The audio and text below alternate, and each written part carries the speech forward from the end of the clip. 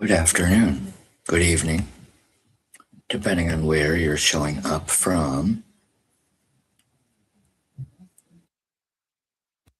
All right. So while I'm waiting, welcome back to Paranormal Witchcraft LLC. I am Tobias Josephson,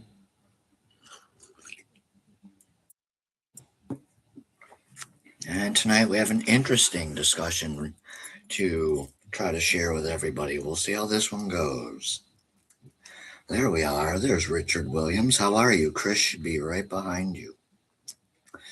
We're going to be talking about liminal spaces, empty places, and why these things are so popular in the paranormal field. And as we do that, and I wait for Brother Chris, High Truth Tarot readings. Oh, we got 3 people tonight. Holy moly. Chris will figure it out. He'll be here momentarily. I believe Chris uses satellite internet, and I might actually look into that. It seems like he can get a signal in some instances where the rest of us are just blotted out by the solar flares. He seems to have some luck. Very interesting. So today, we had a tarot live earlier that was for the Brotherhood out. And thank you again, Richard, for reaching out. I don't know what's going on Meta, but Chris here says that it's been going down the past couple days really early, like before most of us get up, I guess. Maybe he's up at like 4 or 5 or something, but he's saying it's going down. And so I'm going to move the lives here for both groups this week until we can figure out what Meta's got really going on. Is it a sun flare? Is it the centers they're building? Is that what's causing it? Is it because everyone's using AI? Is it because of that? Or is it because there's a secret agenda over there we're unaware of and we're about to find out? All the above could be true. And so that makes my left eye twitch and that thing barely moves. That being said, I want to thank you for reaching out because, like I was just telling you, notifications, they showed up minutes after I caught that message. And so I've dealt with that individual. And so I'll address it briefly. In the Brotherhood, we do not call names. We don't use the sticks or stones approach. We don't do that. I don't care if it was in a joking manner. You just don't use those words. You don't use those behaviors. There's a couple people on that list in the group, and they don't realize it. And if they do, they obviously don't care if they're talking like that. I'm giving them another chance or two on post. And if I see comments like they're known to make, they're going to disappear quietly because respect is law in that group. All right. So I appreciate the members who reach out and tag and do that. So now that you know Brotherhood has issues, you know, other groups are dealing with it too as well. And I try to deal with it in a backdoor situation. I take people in another room, Roadhouse style, and we do it that way. We don't air the dirty shit all over the group anymore, et cetera, because in the past, in the Brotherhood, when we were much larger, there was a time where I think we were close to 30,000 at one time. But, you know, that was back then, there was a lot of stuff going on. And that is when we realized the more you have, the more problems you have with things. And so I'm slowly getting back, dipping into my toes into the group, etc., doing what I can. So I appreciate you guys. So for tonight, for Paranormal Witchcraft LLC, I am Tobias Josephson. I have a set of questions next to me in case I forget. Got some awesome comments already. Thank you for the thumbs up. I'm going to have to send you a cup and fix Shopify for the love there. You're usually on at 3 a.m. Gotcha. So you didn't notice anything, huh, Richard?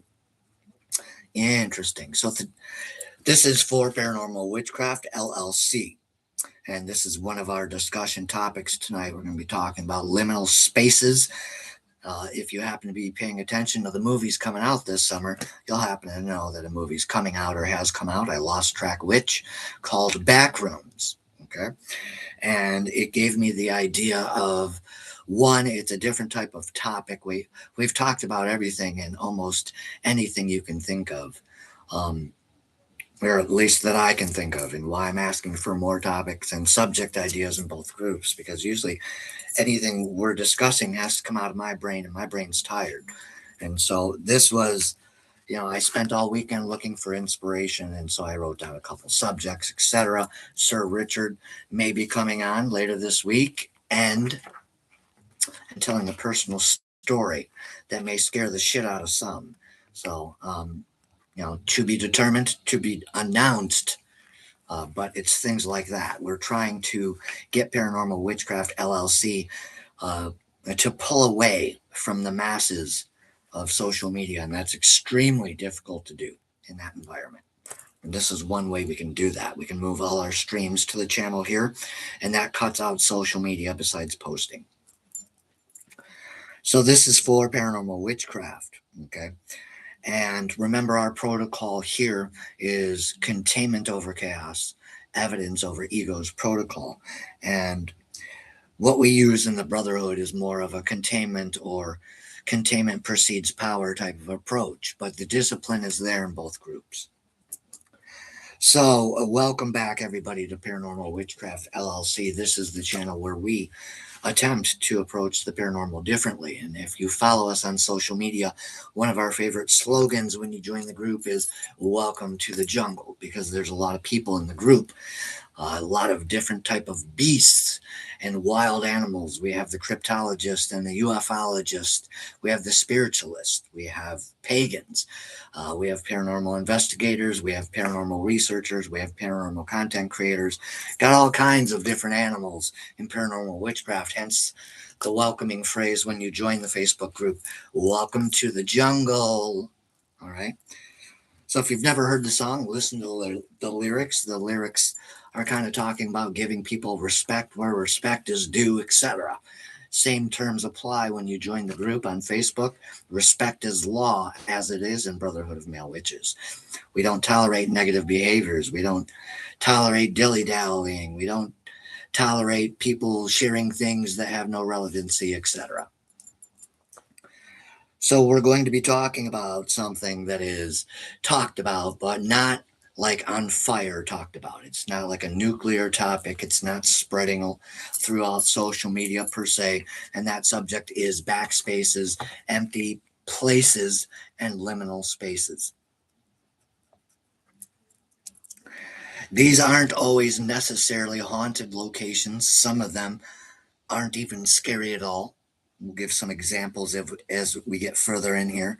They're not always abandoned, and they're not always dangerous. Yet somehow these places make us feel uncomfortable, don't they? They just feel wrong. Perhaps, like, I'll give you an example to get your brain started. When you go to a mall, what do you see? You see people. You see people interacting. You see people walking around. You see things happening. What would happen if you walked into an abandoned mall and started exploring? It would have a completely different aura or environment to it, wouldn't it? The energy would feel off-putting. And I'm sure the more you explored this mall, the more your brain would start getting creeped out, because you're not seeing people. You're seeing decay. You're seeing leftover. You're seeing abandonment. And you're feeling the residual energies of all that. It would be very weird, wouldn't it? They are meant to set you aside from yourself. Speak it, Brother Richard. Speak it. I love it. I believe that you easy is the tool or key to assessing this space and its energy. So in the example of, let me see if I can follow what Sir Richard is saying, is that if we can just open our minds a little further to the realms that maybe we see within this very room that I may not be aware of. And that very well could be where these spaces lie. Let's find out more. Thank you for the commentary, bro. I love it. Christopher, how are you? We're going to fuck some shit up tonight? Yes, sir. So these places, they just feel off. They feel wrong, and Is it because of what should be there? Like I said, if it's an abandoned hospital, you would expect to go to a hospital and you see people being cared for. Now you go into an abandoned asylum and it's a completely different environment, isn't it? It's literally like night and day, as above, so below type of shit, isn't it? It's wild, right? And that's part of the reason why I love the nighttime so much. I'm more vampiric than human sometimes in my lifestyle choices.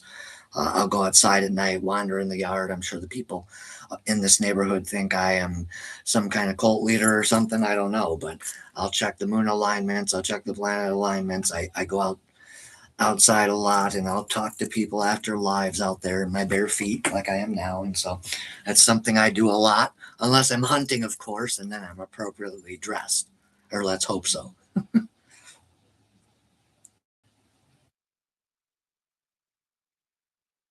There it is. I think what Richard Williams said was a good way to put it. Believe that the uneasy allows one to access those energies. So, like in the movie, I believe it's called Backrooms, right? And you see this black gentleman in the trailer, and he sees this little sliver of light, and he ends up stumbling into a back space, if you will. And, you know, he had to open his mind. And I believe the trailer shows at first, there's apprehension. Is he seeing what he's seeing? Is this just an illusion? Is he tired? Has he had too much coffee? And eventually, as the trailer goes on, he pokes it and boom, Matrix type shit, ain't it? Love it. The sun is disrespectful. We love him, but he wants to kill us. Yes. Well, especially with my, I don't know, they're interesting set of health circumstances, is how I look at it. That's why I tease people I'm more vampiric than human, because I got this left eye and now it has two pupils, right? And sometimes that'll catch people's eye. I'll have people that'll follow me and go, hey man, what is wrong with your eye? So I get that. I'll get a lot of, like, when I talk to you guys about going into the sun with Raynaud's, it's almost like it's burning sometimes. And I get heat stroke symptoms far earlier than most people. It's just ridiculous. And so I like to tease it and make fun of it because it just kind of helps me carry on, right? Enough about me. But these places, they feel wrong. And maybe it's because of what should be there. And, whether it's a hospital, an asylum, a school, a graveyard. A graveyard's another place that's very liminal because during the day it has a completely different feel, and at night a completely different feel. And like Richard is saying, it's all about opening your mind and accepting these environments, okay, and embracing those fears. You'd be surprised what you could find once you go through some fears. Everything in the paranormal isn't all demonic, and it isn't, there's a demon on my back, and, just because I have asthma day here on my shoulder, doesn't mean that when I get off camera, I'm being strapped into some kind of demonic dungeon in my closet here or something. That's not what the truth of the occult or the paranormal is at all. And as always tonight, we are trying to approach this through containment first framework. We're not asking, is this paranormal, supernatural, anything like that. We're asking, what is it we're actually experiencing in these places? And this is where the conversation gets exciting with everybody engaging in the crowd. My daughter grew up on amblyopia, which is what I have in this left eye. So, right on, Richard, for not only knowing how to spell it, because I'll be 50 and I have a hard time spelling it, but that's what I have in my left eye. Is I was born early, 3.5 months premature. And so, all this stuff that I suffer from is it's fetal alcohol syndrome on steroids, etc. And so this is what happens to somebody who survives stuff like that. And so it'll all be in the book, but I like the way Richard has dictated that is amblyopia, crossed eyes. And so this iguana eye, when it does die, because as you can tell, that's as good as I can get it to do, and that's every part of my body just focusing on this left eye, and it's like, oh, okay, here we go again. So the optic nerve is alive, and every year I get it checked, and so once it goes away, I will be Who? I will be Captain Tobias Sparrow, right? I'll just turn into a fucking witch pirate or something and we'll figure it out, man. It is what it is. I don't mind being a freak of nature per se because it is what helps me be so authentic because I'm not faking any of this shit. It's just shit that's happened to me. And so I'm embracing it as part of who I am because I have to, because in public, I've had people just, I've had people cross the street. Yeah. And so I've just learned to be too open with people, I suppose, with things. So we're not asking like everyone else, is this place paranormal? And then you hear the echo in the liminal space. The question we should try to be asking through that fear, if places like that creep you out, is what is it we're experiencing? What do we think it is? Have you ever walked into a place? I'm going to try to ask more questions tonight. So, this is another experiment here for the podcast. Instead of polls, I like to engage with the crowd and ask questions and get you guys thinking. And there is no right or wrong answers with any of this stuff, right? It's all about learning and sharing together on this channel. Respect is law. Have you ever walked into a place? Doesn't matter what it was, okay? Have you guys ever walked into a place and it felt wrong? Even though nothing was out of the ordinary, nothing was out of place, it wasn't disheveled. Now, obviously, this example is for places that aren't per se abandoned. Perhaps it's just a place that is empty and you didn't expect it to be empty. You ever walked into a restaurant sometimes, and because we're so used to walking into a restaurant, we expect to see crowds, and sometimes you walk into one and you're the only one there, and it's a little bit of a different feeling. Okay, maybe it's something like that, right? We have yes. How about you, Mr. Richard? You ever walked into a place and you just felt like, something is off here? Can't put my finger on it. What is it? So here's an example. Maybe you walked into a grocery store 5 minutes before closing. And I know this from experience because that's what I did overnight for 30 years is I closed the Jewel food stores in Waukegan, Illinois for 30 years at midnight, chasing whoever and whatever I had to out the building because that was my job, lock the doors and going back to work. So loving this example. Maybe you walked into a grocery store 5 minutes before midnight. Your baby needed formula or you fucking forgot diapers. Your cat needs cat food because it's fucking mowing in your ear and you've worked a 16-hour shift. I've seen all kinds of people, all right, late at night. So take your pick. And the shelves are stocked, the lights are on, and everything looks normal. But because you're one of the last people running into a grocery store, not in peak hours, it has a different environment sometimes. And the energy changes. The store feels kind of like it's holding its breath or it's waiting for something. And it is. The workers are waiting for you to grab your shit and get out, honestly, but we're respectful about it. What I would do is make announcements 15 minutes to half hour, 15, 10, 5. You now have to leave. And then I walk around the store and shove people to the front of the store. You got to go, you got to go, got to go, got to go, got to go, got to go, got to go. All right. And you hate to be mean, but that's just the way, because corporate's watching on the camera. You can't be more than 5 minutes late because you have to answer a phone call from them. What the hell they're doing up in the middle of the night? You have no idea. They're calling you from Boise. That's what it's like to work in a grocery store nowadays. They monitor everything. They say they trust their best employees, but just like the rest of the world, they're watching like Big Mama and Big Papa. And so that example was a good one. It feels different. It's not so energetic. It's not so crowded. It's not so chaotic. It's not so loud. Most people have experienced that example. So that was a good example. We have another comment from brother Richard and now Chris. I'm an empath. I can always put my finger on it. I call it getting the nopes. Ain't going to be able to do that now. I have a friend back home. That's one of his favorite sayings. When he can't do something, it's all one word. Ain't going to be able to do that now. And it's perfect for anything you're like, oh, no. I may be one of the most real people you know, but there's even things sometimes I'll walk into a situation and be like, no, I'm good. Peace. Yep. This energy wall. Nope, I got it. Don't invite me in. I'm good. Because my intuition's like, hey, hey.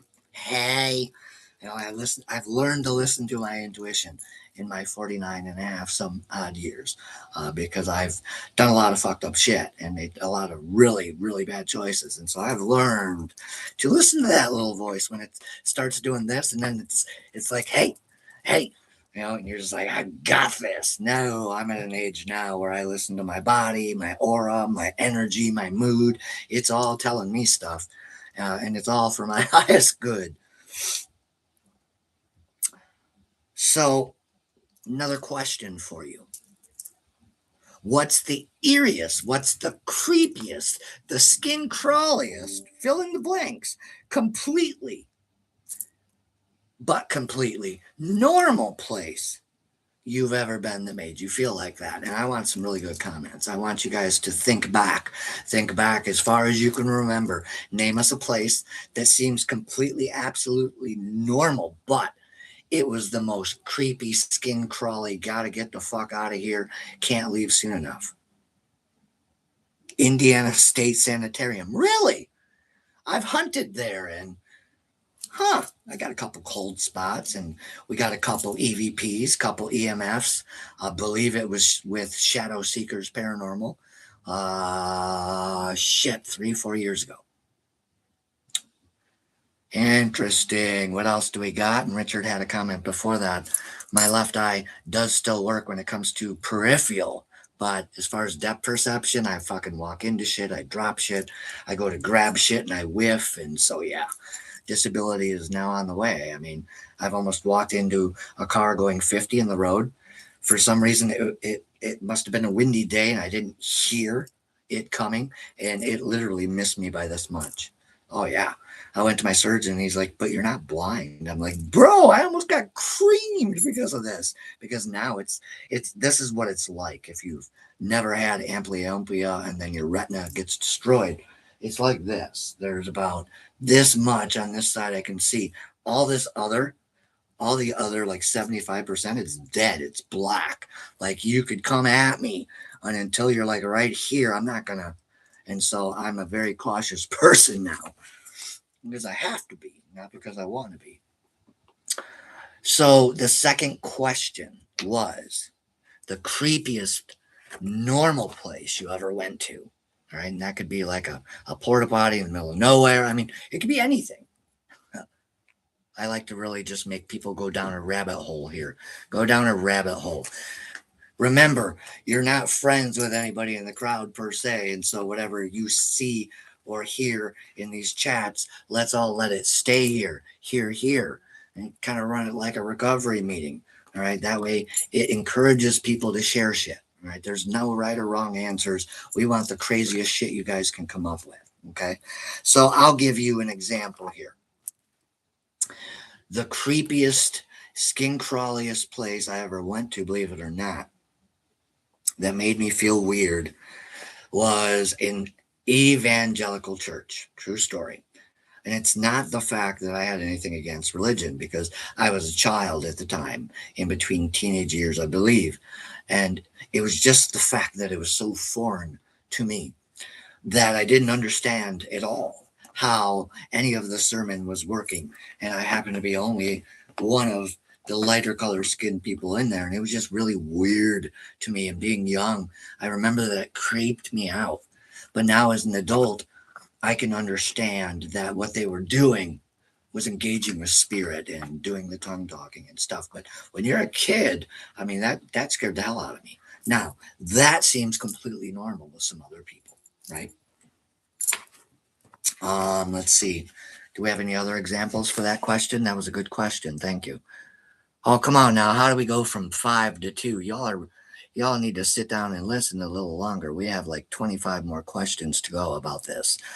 And Waverly Hills Sanitarium. Now that's a good one. I've been there. That one was pretty cool too, Chris. I believe we went there with, who the hell did we go there with? Indiana. We might have went there with Shadow Seekers as well. I want to say one or the other. Don't quote me. Maybe I'm wrong. Maybe I haven't been to Waverly Hills yet. No, driven by it.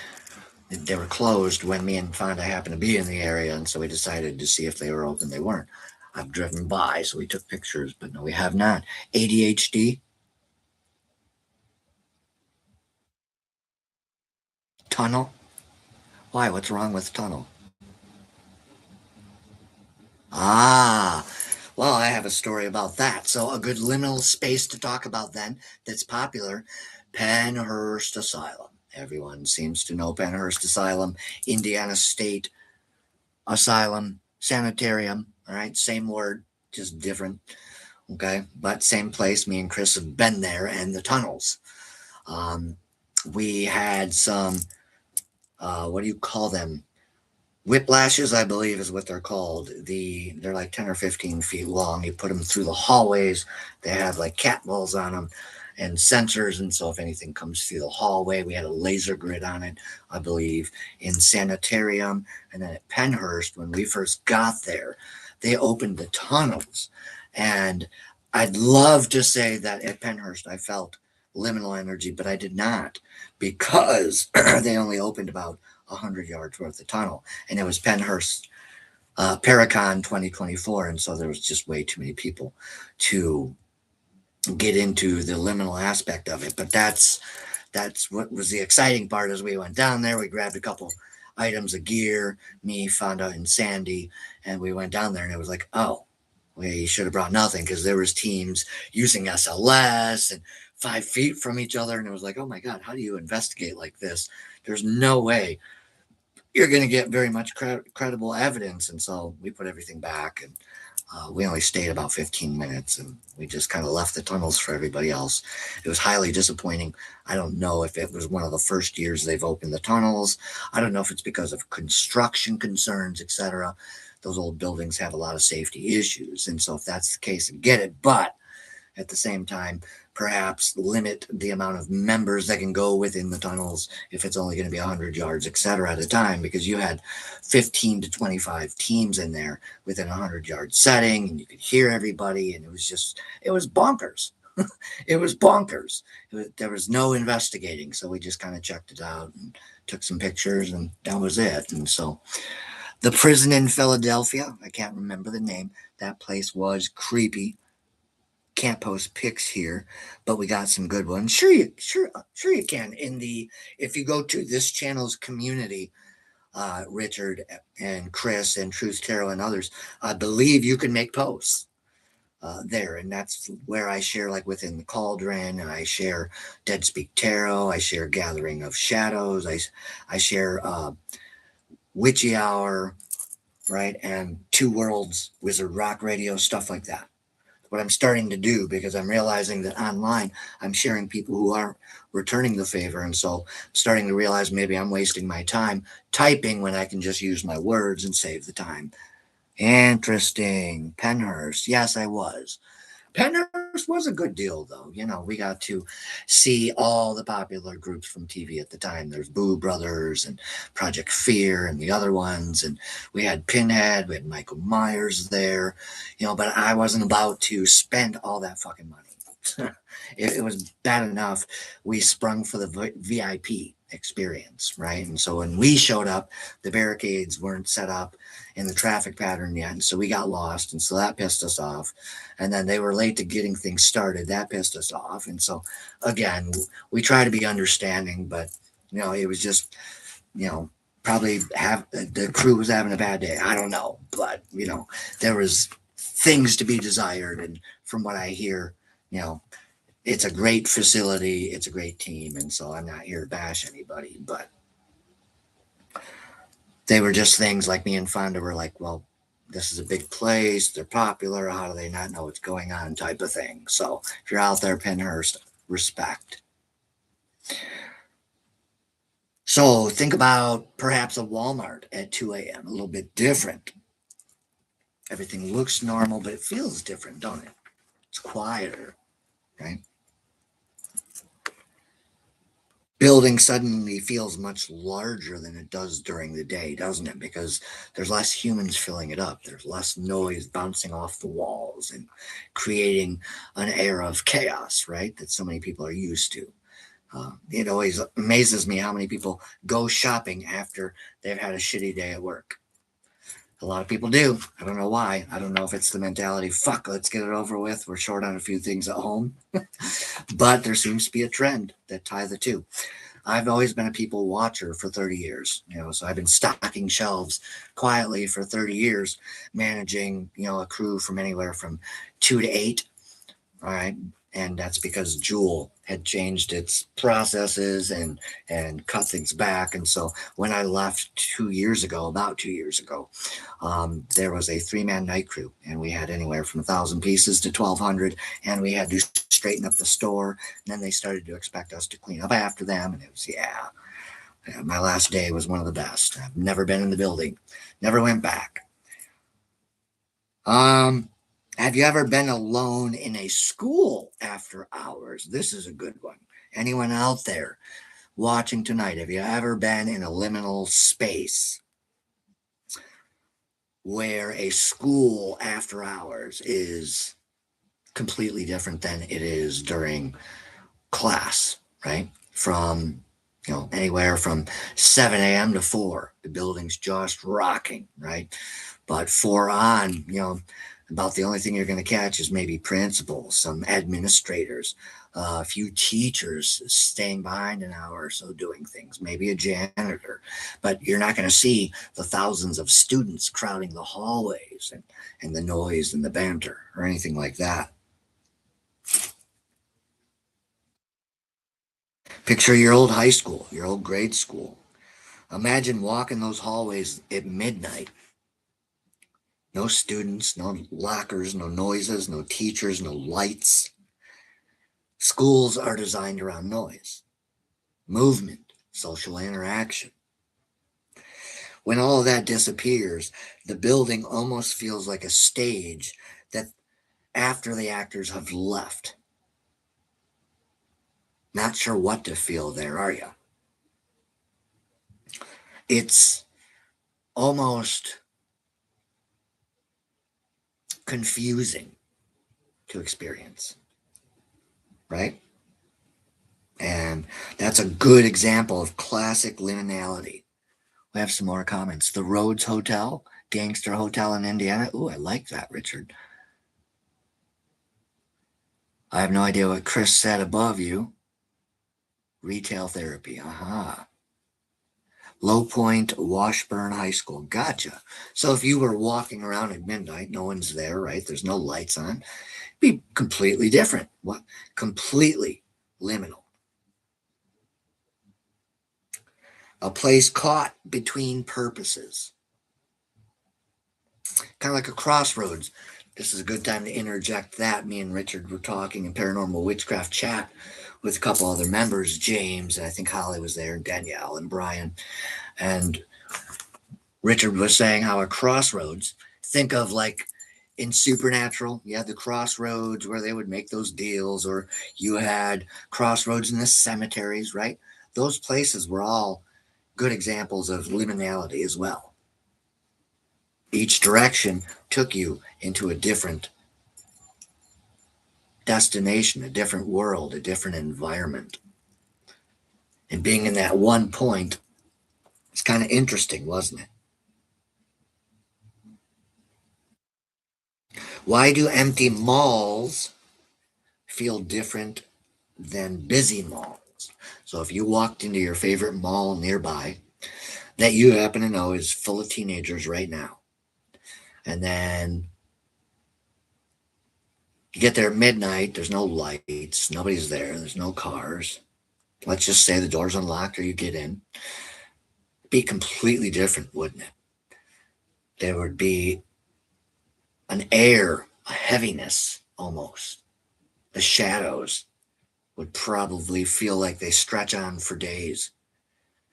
Your mind would start paying attention to the shadows, the flecks of light if the moon's out, bouncing off the chrome locks of the locker or reflecting off a trophy case, perhaps, reflecting off the signs of offices or restrooms. It would be almost dreamlike, wouldn't it? Maybe that's what makes liminal spaces so interesting, is that if we approach them at night, most of them are pretty terrifying. And they don't even really have to do anything but be what they are. Very interesting how that works with our minds, isn't it? What is it about the difference between day and night, do you guys think, that makes our brain automatically go into survival mode? Is it because it realizes we can't see as well as the animals? Do you think it has something to do with something like that? Do you think it's because over the eons, as gatherers and then into hunters and then into, what we call ourselves today, the pinnacle of the planet, right, where all other animals are below us? Is it for reasons like that? Why does our brain put us into fear narrative if nothing's really going on at midnight in our favorite mall, in our favorite high school? Interesting.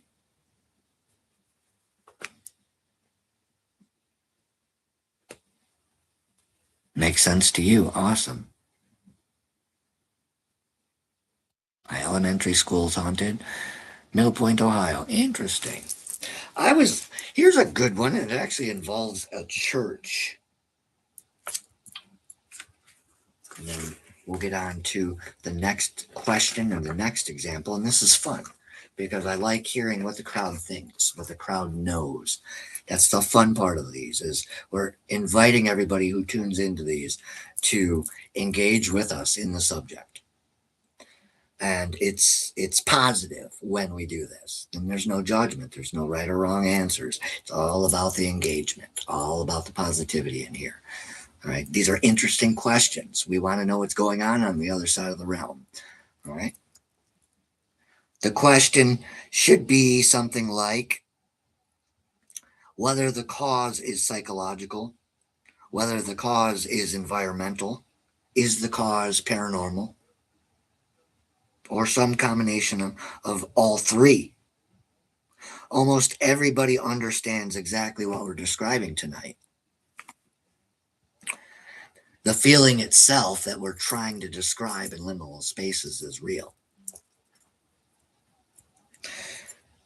Here's another example. And before we ask this, here's a pre-question question. Is our fear created by the location or by our expectations? So if it's an abandoned school, if it's abandoned asylum or sanitarium, if it's an old abandoned cemetery, is that what it is? Is it we're expecting something to be bad there because it's been abandoned, right? It's been shut down, because we know what happens in cemeteries sometimes, because we know what happens in asylums sometimes, and with schools. Sometimes they burn down. Sometimes there's huge tragedies tied to those. Is that what's going on there?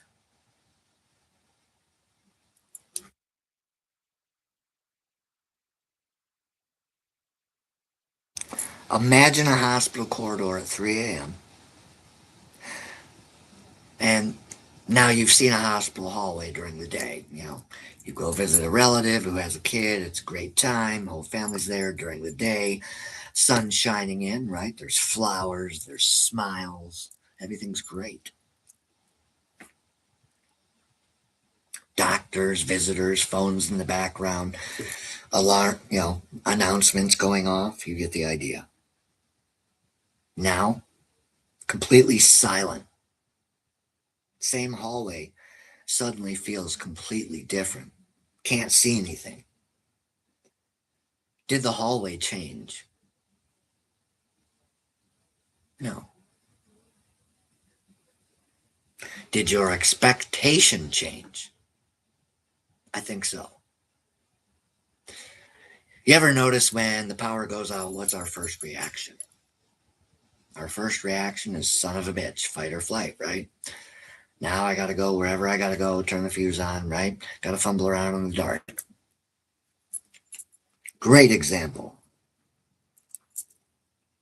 Our brains constantly compare reality against our internal expectation. That's when we talk about manifesting and magic. It's because you can tell people blah, blah, blah, blah, blah, blah, blah. But if you're doing those things and nothing's happening, then you're clearly doing something wrong if returns aren't coming back positive. Same thing in the paranormal. Did the hallway change? Did your expectation change?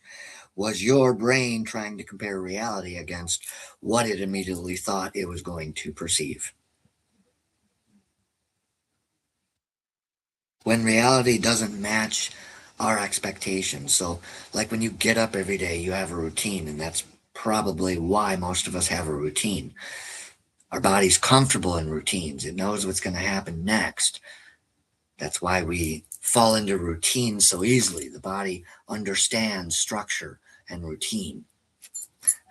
And so perhaps that's what it is the human body has a hard time adapting to change. Very well could be something we haven't taught ourselves yet. Don't know.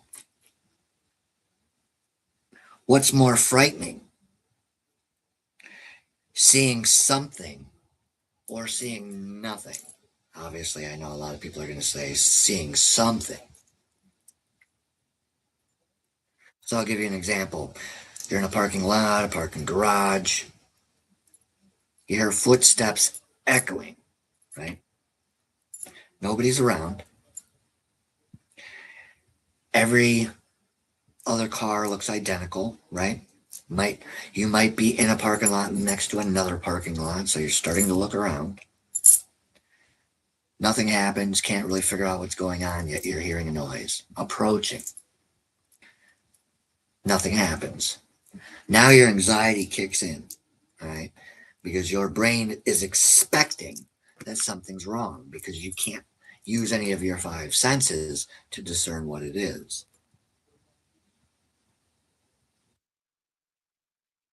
Humans are surprisingly uncomfortable with uncertainty, aren't we all, right?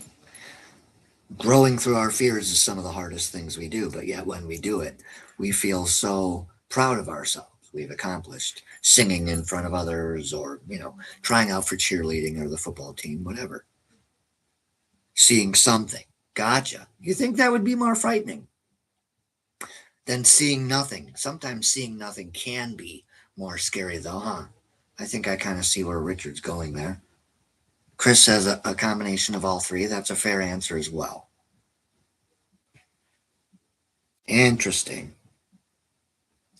So that uncertainty is what is creating our psychological tension. And perhaps that's where we need to put our focus in liminal spaces, is keeping ourselves psychologically anchored, calm, rational, using logic, ethics, not jumping to conclusions, right? Maybe we're misunderstanding what liminal spaces are. Again, we've just learned the tip of the iceberg when it comes to a lot of things supernatural, paranormal. Same thing goes for magic, right? There's not one human alive that knows everything about everything of both. It's just humanly impossible. Maybe not in the future, but as of right now, it is. So, is the fear created by location? Is it created by our expectations? I think people agree maybe it's a combination. I agree with that as well, right? Question 7. You ever entered a room and immediately you wanted to leave? If you ever entered a room and immediately you wanted to leave it, just get out, get away. Nope. As Richard said, he gets a case of the nope. That's happened before. I've had a lot of nopes, ain't gonna be able to do that. But that's just saying, hey man, you do you. I'm not comfortable with that. That's all it's really saying, right? And no offense to anybody, respect, right? But just not my thing. Nope. So if you've ever entered a room and immediately you wanted to leave, let me think. So I do have one, right? And I believe it was a liminal space. Now that I'm recalling it, I must have been, Jesus Christ, how old was I?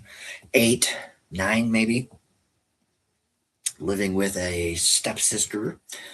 All right, half sister. I'm sorry, not a step, half sister. Call her sister, anyways. I don't like using half, but I was staying with a sister, and we were at a church one afternoon in the summer. And I remember I went into the basement. Maybe I was bored. I can't remember what I was doing. I was there, wandering around the church. Young kids do that. We have no attention spans. And I, I remember I went into the basement, and I remember the basement. Before I looked up, it was fine. I hadn't realized, I don't think, that there was no like lights down there. I just kind of went down there and figured there'd be enough light to see, and I'd go poke my head around and be a snoopy kid. And remember, when I looked up, I realized that it's a lot darker down there than it was upstairs. And I remember how dark the shadows looked in the back of that church. And I remember feeling that it was almost like I felt like something was there watching me in the basement of this church, but I was in a church at the same time. And so it was a very liminal experience for me because my brain was trying to fill in the gaps. There was something in that shadow, it was sure. And I can guarantee you guys now, looking back, that that was probably my prepubescent anxiety kicking in, because I don't see why a negative entity would be hiding in the bottom of a church, and that church wouldn't know it. But, that's the experience. I remember that I turned around and went upstairs, and, there must have not been anything there because nothing really followed me.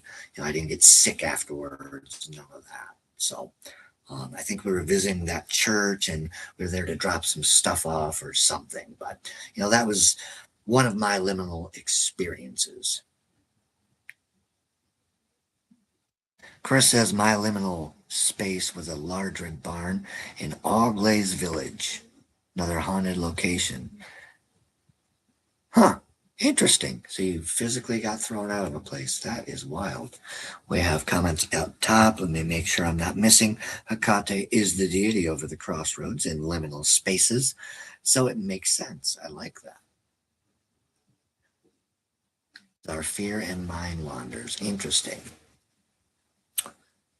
So I'll give you some examples of these rooms. A hotel room, right? Bathroom.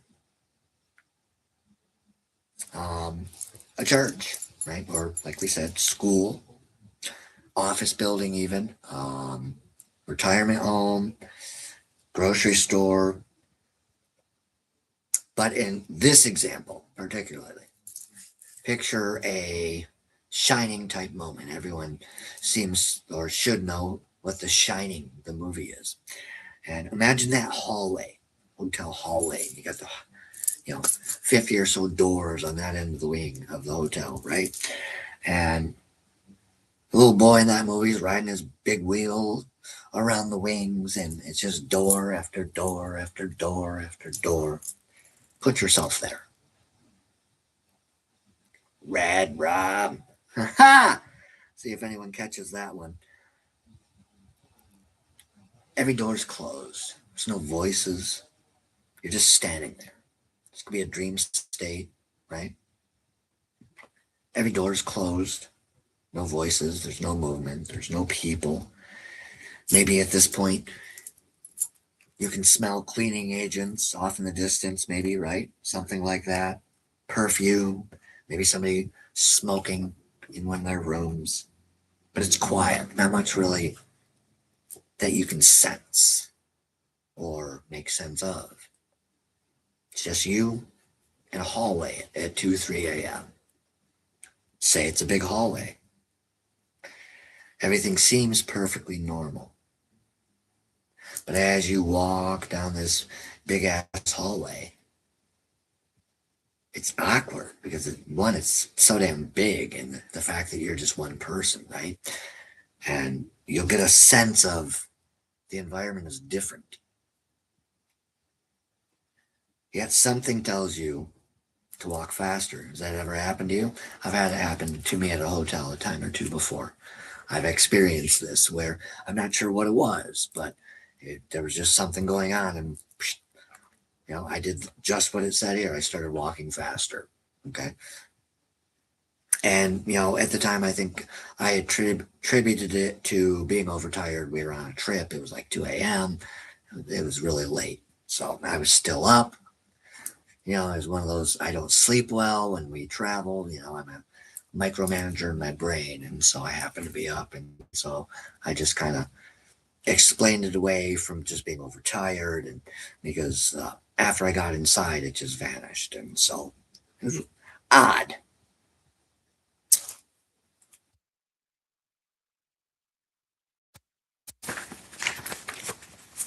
Almost everyone has experienced something out there to the effect of it feeling or being something that is experienced as liminality. The interesting question isn't necessarily whether the feeling is paranormal, though. The interesting question is why the feeling occurred at all. Another one. Why do airports become so strange after flights stop? Imagine an airport at 4 a.m. The moving walkways are still running, monitors are glowing, the chairs are lined up, but almost nobody's there. You might see a person per wing, maybe a couple employees, maybe a janitor, most likely, maybe one of the little shop owners or employees, but not many people. Airports are symbols of movement, and so when we approach places and they're not doing what they're designed to do, it creates liminal effects on us. Many people report feeling something in these environments. Sometimes emotionality, sometimes it's something psychologically. Regardless of personal interpretations, the experience itself seems to be genuine. Backrooms exploded online because people already recognized the feeling we just discussed, and so I wanted to include it tonight. The yellow hallways in the backrooms weren't scary because of monsters in that trailer, were they? They were scary because they felt familiar, like we've been talking about all stream here. A place you've never been before somehow feels remembered, though, almost deja vu-esque. And that's where the creep factor comes in for some of these places. It's deeply unsettling for people who experience this. Do you think the backrooms became popular because people already knew this feeling of liminality? I would agree and point to yes, but I don't think that's the only reason. Here's an example of that: an endless office building, just like the one in the movie. Waiting room with nobody waiting, hotel corridor with no rooms, right? The lobby might have a couple luggage racks laying around, but nobody there. The back rooms may simply be liminal spaces, pushed to the extreme. The fear isn't so much being chased. The fear is being disconnected from what we're used to. It's so outside the norm that if you follow that trailer, you can tell people they don't know how to approach it. The deeper they go, the more confusing it gets, right? Perhaps it's a form of dimension, a form of fourth dimension. Very well could be.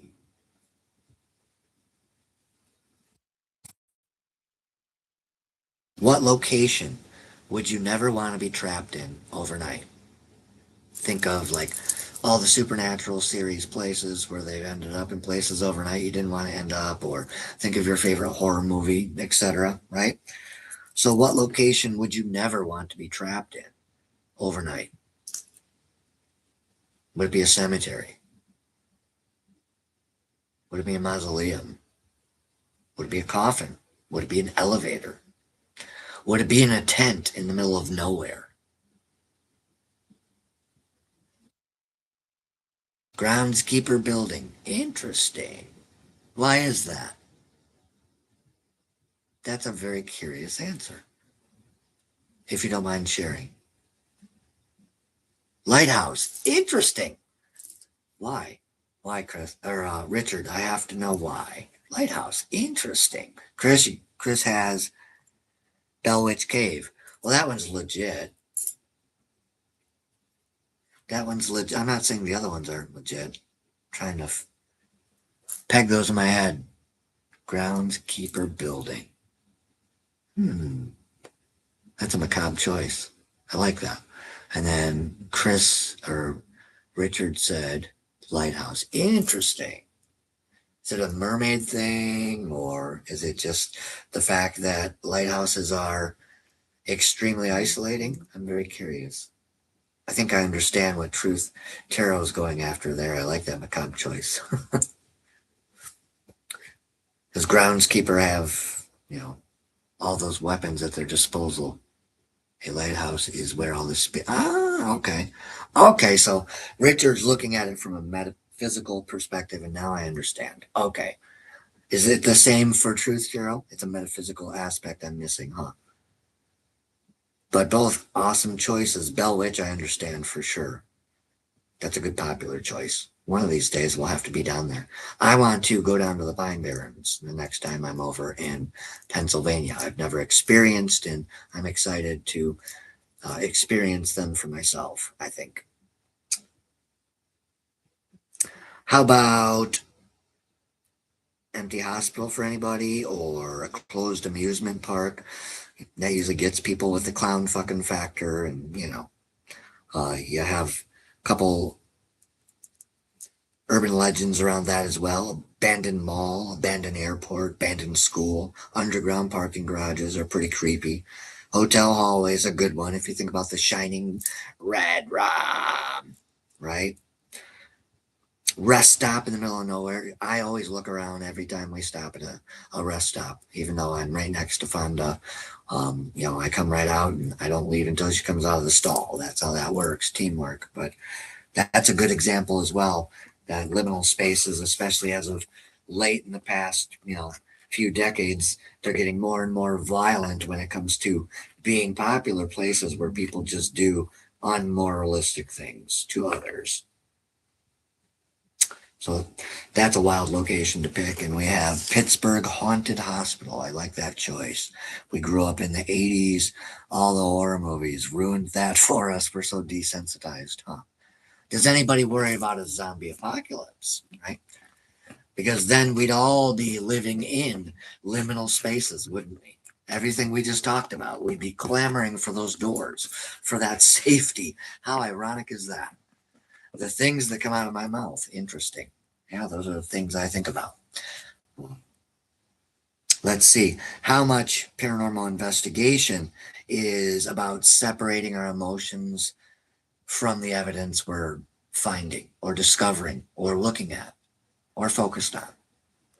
So I'll ask again, how much of paranormal investigation is separating our emotions personally from the evidence we're actually capturing?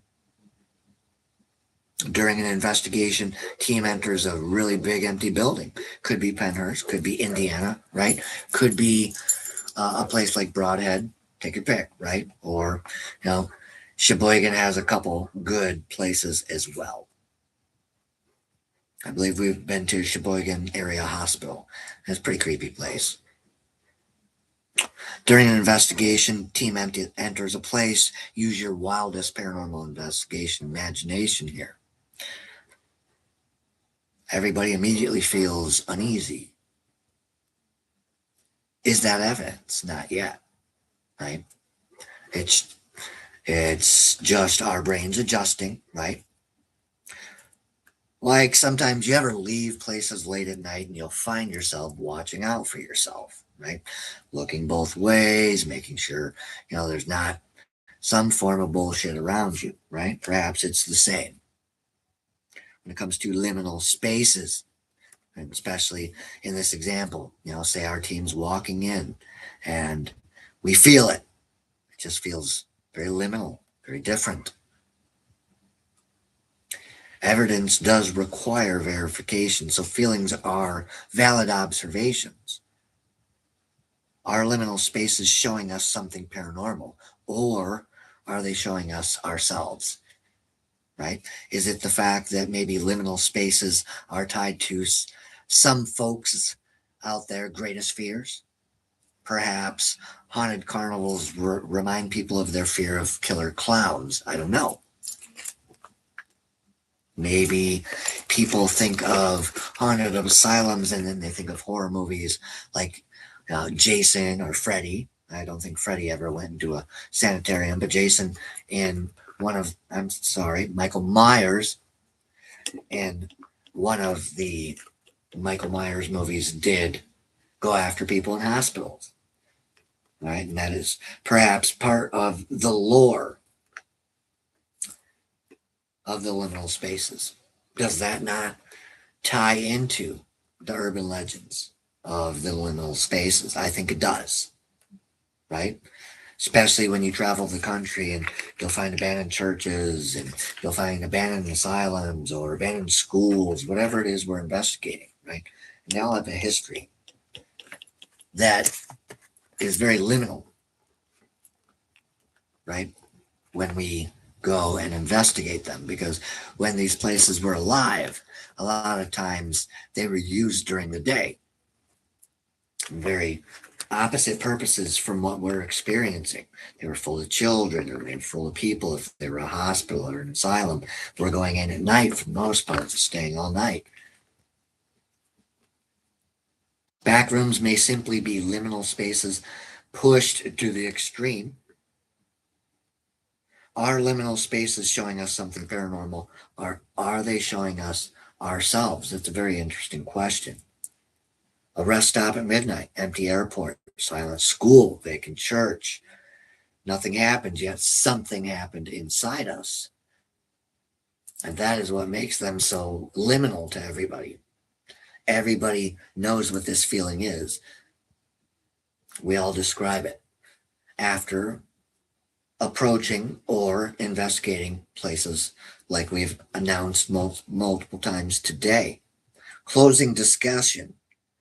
Maybe that's why liminal spaces or back rooms fascinate us so much, because they're forcing us into uncomfortable places in our head. They're forcing us into those uncomfortable places where uncertainty realm is king of the realm, because we just don't know enough. Maybe that's what attracts people. It's a rabbit hole of fear. I can see it attracting some paranormal investigators out there for sure. And uncertainty is where both fear and curiosity both live, or, that's where the relationship of curiosity is begat. Curiosity loves a companion, just like misery loves company type of way. As paranormal researchers or investigators or content creators, or even practitioners, if you're tuning in, or just curious audience members, our responsibility is not to rush towards answers. It's to try to observe carefully, to try to ask questions, to separate atmosphere from evidence, and to remain open to possibilities without surrendering our judgments. Because sometimes the strangest thing in a liminal space or a back room isn't the location. It's realizing how uncomfortable we each are, how uncomfortable we each become when the world suddenly goes quiet. Before we end tonight, tell us in the comments, what's the most liminal place you've ever personally experienced, audience members? And what made it feel So strange. And as you're thinking about it and commenting, I'll take a couple more comments. And camaraderie. We'll move into a couple extra questions here. If you guys are enjoying yourselves, give us a thumbs up emoji in the comments, and we'll ask some more daring questions.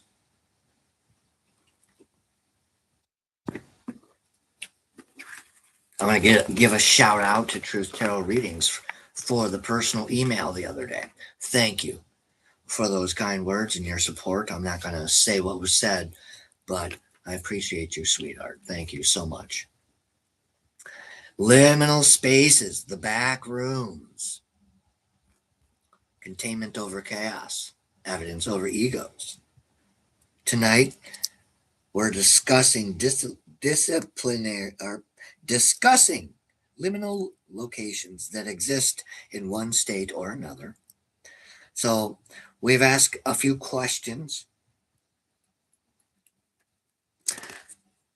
and I'm looking through a master set of questions because now I want to ask some more questions and see what kind of other answers we can get.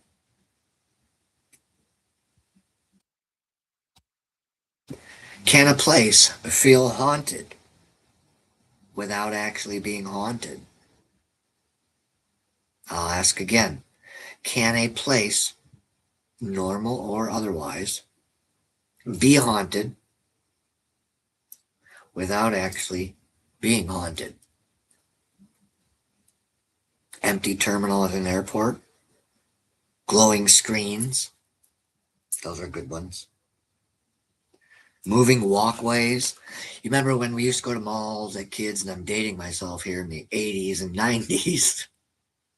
We had those escalators, right? And, you ever just sit and watch those sometimes when nobody's on it? It's just creepy, right? It's a good example. Or in an airport now, they have those. They'll take you at this pace. I mean, you're moving this fast.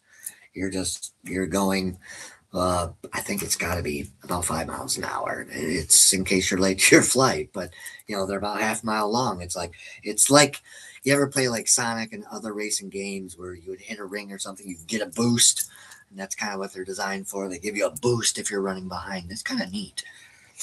And so that's another good example. Place built for transition becomes frozen in time, right? Or if you see a set of stairs, right, just poking out of somebody's attic, that's a little bit liminal, isn't it? Right? Because it might be daylight. If you look behind me, you can see that the windows are open in that mirror. And so there's light. But in the attic, it's completely dark, right? And so that's a liminal space. Do you think back rooms... Oh, I've already asked that one. What location would you never want to be trapped in? Oh, we asked that one too. We've asked that one. I guess I have asked them all. Do you guys have any more questions then that you have? I thought I had more questions than I had printed up. I'm sorry. Still very cool. So I'll take some comments, and then what we'll do is we'll update things. What I mean about update things is I'm going to start being transparent about who I'm talking to, what teams I'm working with, what's going on in the background. Audience members and followers seem to like that on social platforms. So it's something I'm going to start doing because it's really hard typing that much and sharing that much. And so this will be closing remarks. Let's see if I can find a better way here. Better way to explain this. So this will be a, by the way, is a better way to articulate. I was searching my brain in between a couple other thoughts on how to articulate this. And yes, that is Baphomet sitting behind my right shoulder, which if you guys are looking from the right way, you should see the tattoo sticking out on that shoulder. This one is just reflecting light. So this one, where Asmodeus is, there is Baphomet right next to them. All right, kind of look like they're sitting next to each other, don't they? Right. So, my friends, do we want to do a little bit of tarot? Do we want to talk about liminal or back spaces anymore? After this, you guys let me know. So what we're doing in the background is there's a couple tentative projects in the works. And I say tentative because people have things going on. They have jobs that require certain hours. They have life responsibilities, require a certain amount of time. So it's things of those nature. Okay.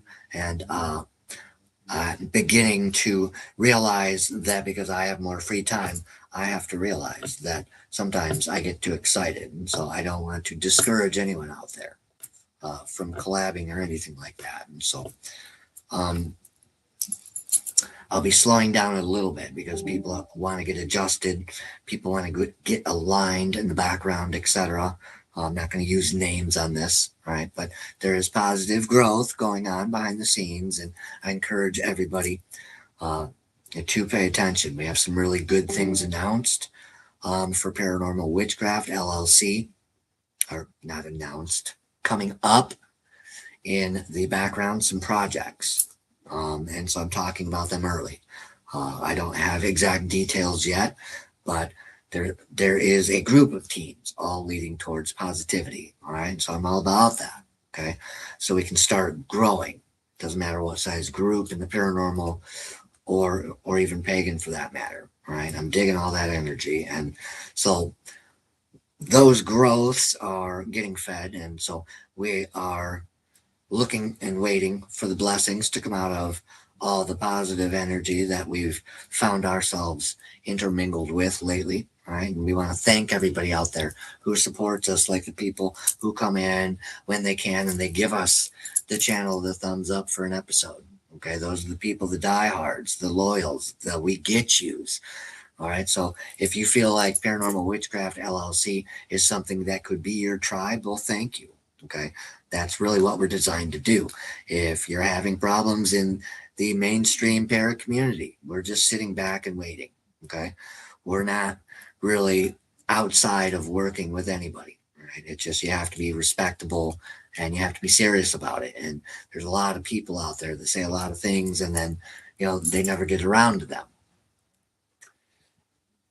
So, my friends, as we go forward, there's things budding as spring continues to grow forth and the rainy season continues to hit us from all sides. I see that Mississippi Valley down there, and no doubt probably parts of Alabama and Georgia again getting drenched. Okay, so Mr. Everett, if you're out there, this is blessings for you. And in fact, while I'm on camera, since I've seen a few catastrophizing post out there when it comes to the weather out there and our friends and followers, we're going to light a candle for our friends here right on screen.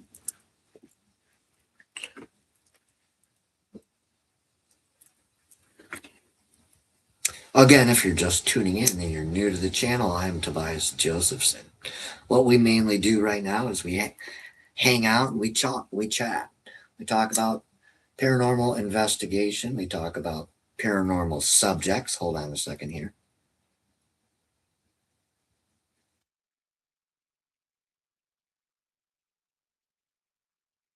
Ow.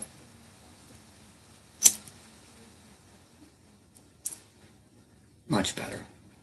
So for all our friends out there who may be struggling with whatever they're struggling in, I want you to know, whoever you are, wherever you are out there, there's a white candle with your name silently on it. This is for all of our friends and our followers and their teams and their families.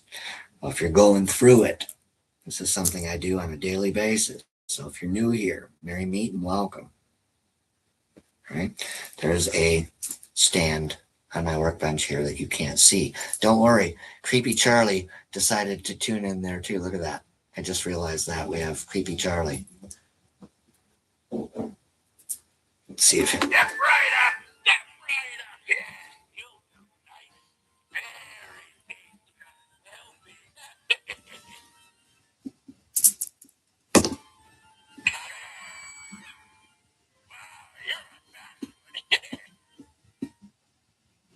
Say hi to Creepy Charlie, everybody.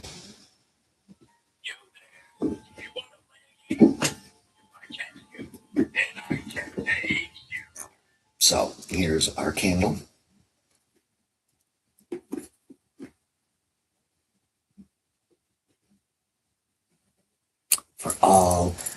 friends, all our followers. Let's turn the screen down a little bit so you guys can enjoy that. Now that I burnt myself a couple times on it. And then I will catch up with your comments because I did see them going as I fought with a candle. I didn't realize the wick was stuck. I actually had to stop talking to you and pay attention to what I was doing like I should have. So I apologize. Thank you for staying with us.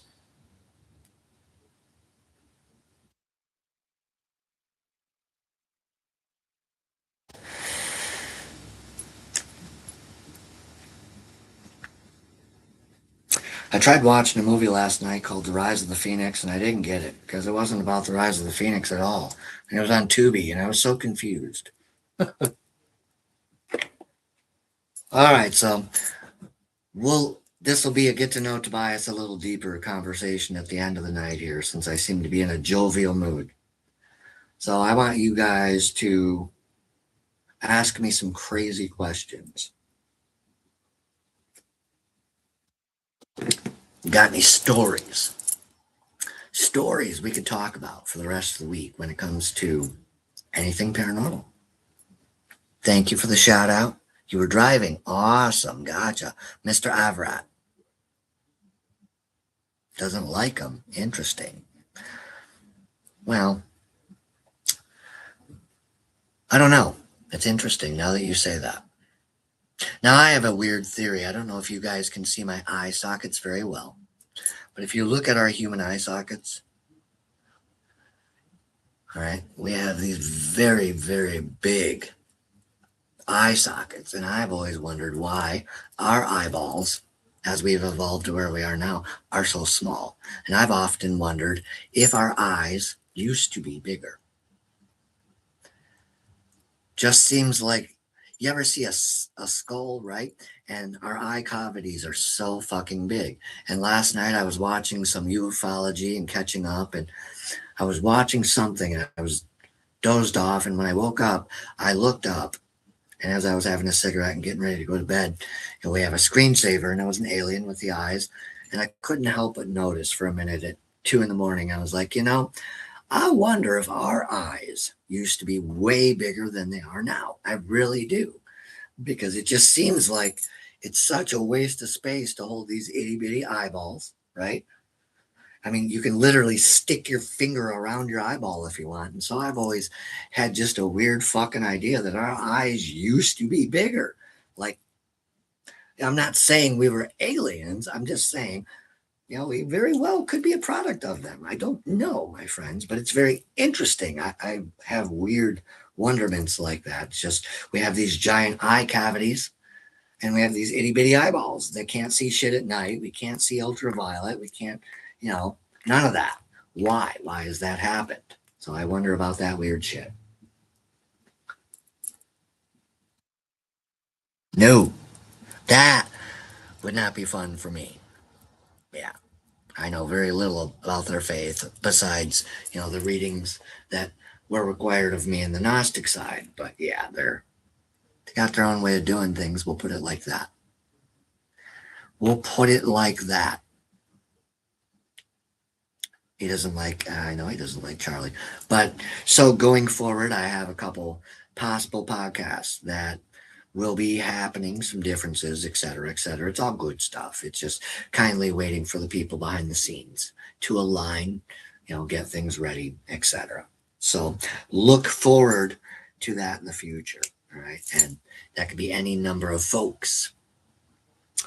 It all depends. So in between all that, I will be doing some things in the background that I should be doing for my greatest good. One of those is making better health choices. So middle of next month, we're going to try again and work at it again. And as far as Paranormal Witchcraft LLC, stories seem to be a good idea lately. So, Richard Williams has a great story. And so this weekend, that's going to be a fun one if you guys tune in. And I would ask people to share with your friends. This is something you really just don't want to miss. I've heard the story. It's a phenomenal story. And it's not a victim type mentality either. It's got great information in it, etc. So it's about all the Easter egg I'll give on it. But as far as the other collabs, sometimes I still get ahead of myself, and I'm getting better and better at learning that my energy is too much sometimes, and I need to sit my ass down, take a few seconds, and breathe, and let things breathe and be. And so that's where I'm at. But as far as the Brotherhood, we'll bring that up next. So they're going to be sharing the stage here. Okay, so pretend I'm like um, a producer, right? And I've just bought a building, which is YouTube channel. Okay, I have some followers here, about 100 of you. Okay, and so it just makes sense since social media apps are having so many technological glitches that for this week we share the stage with my home group, Brotherhood of Male Witches. Okay, and so if you guys want to see a certain topic when it comes to Brotherhood of Male Witches, feel free to leave comments below after the live. I'll make sure I check them out. Um, Usually YouTube's pretty quick when it comes to getting the notifications out, whereas like Facebook earlier, it was a couple hours. So I'm not sure really what's up there. But then again, there's a lot going on with the platforms and all that other happy horse shit, right? So what we'll do is, as my health allows, I will do the daily tarot reads, and it'll involve either tarot, witches' ruins. Sometimes I pull out the Furtherk ruins, even. Sometimes I combine all three for a super reading, right? Where I'll use two or three tarot decks. I'll pull out an oracle or two, and we'll throw some witch ruins or Furtherk ruins on top just to have a little fun, right? There were times where I've given things away to people, right? But that just seems to be something that has been done to the point where people are interested. And so what we're trying to do is pull away from the mainstream communities. There's a lot of people that want to go follow certain things in the paranormal that we don't align with, right? People that are, following Annabelle or following The Conjuring or that type of ghost hunting stuff. Those things do not align with Paranormal Witchcraft LLC. None of them. I'm sorry. It's not. We don't have anything against people that do that. It's just not what we're here for. We're not here to be showmen. We're not here to jump on everyone else's popularity. We're not here, to win a popularity contest. We're not here to be millionaires. We're not here to create a monopoly. We're just here to be ourselves. As Paranormal Witchcraft LLC, we're a team of witches and psychics and intuitives that love paranormal investigating, love paranormal research. We have new friends that I befriended last week, and I have to make my way around back to them, but they have a channel here as well. They're newer. We have a lot of the same. I shouldn't say a lot. That makes it sound bad. But we have some similarities, and that's what I'm sniffing out for. Other paranormal teams like Blue Mountain Paranormal. And I had my eye on Evidently Paranormal, and apparently he's stuck in some kind of meta jail again, no doubt. Okay? And so there's my lead. And there's not too many people in the Iowa, Wisconsin, Illinois area around me that align with who we are at Paranormal Witchcraft LLC. And so I've struggled searching for smaller teams, but the team I just aforementioned is White Sage Paranormal. So I believe it's White Sage Academy, actually. They're a paranormal team, all right? And they've got some pretty good shit going on. And so I broke the ice last week, and we talked for about a half hour. Good young team, extremely busy. But, that's me reaching out, is looking for people in the Chicagoland area that would like to do an online collaboration, right? Much like we're doing with Blue Mountain. Okay. And then I want one more for metaphysical as well by the end of year 2, which will be May 9th, 2027.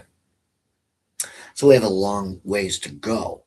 And so those are realistic goals if we align ourselves with the right people, if we do the right things, right? If we hold ourselves accountable, we stay responsible, we investigate with ethics and moral and responsibility and use the containment over chaos, evidence over egos, right?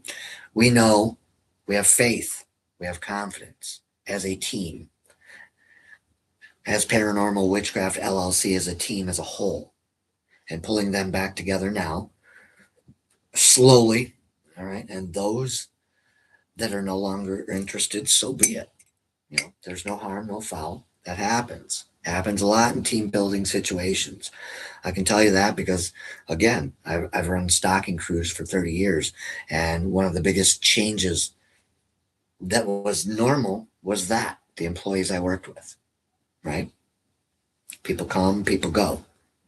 Nothing wrong with it. So that's where we're headed, friends. We're enjoying the positivity. We're enjoying the people that are following us around, helping us, supporting us, tuning in when they can.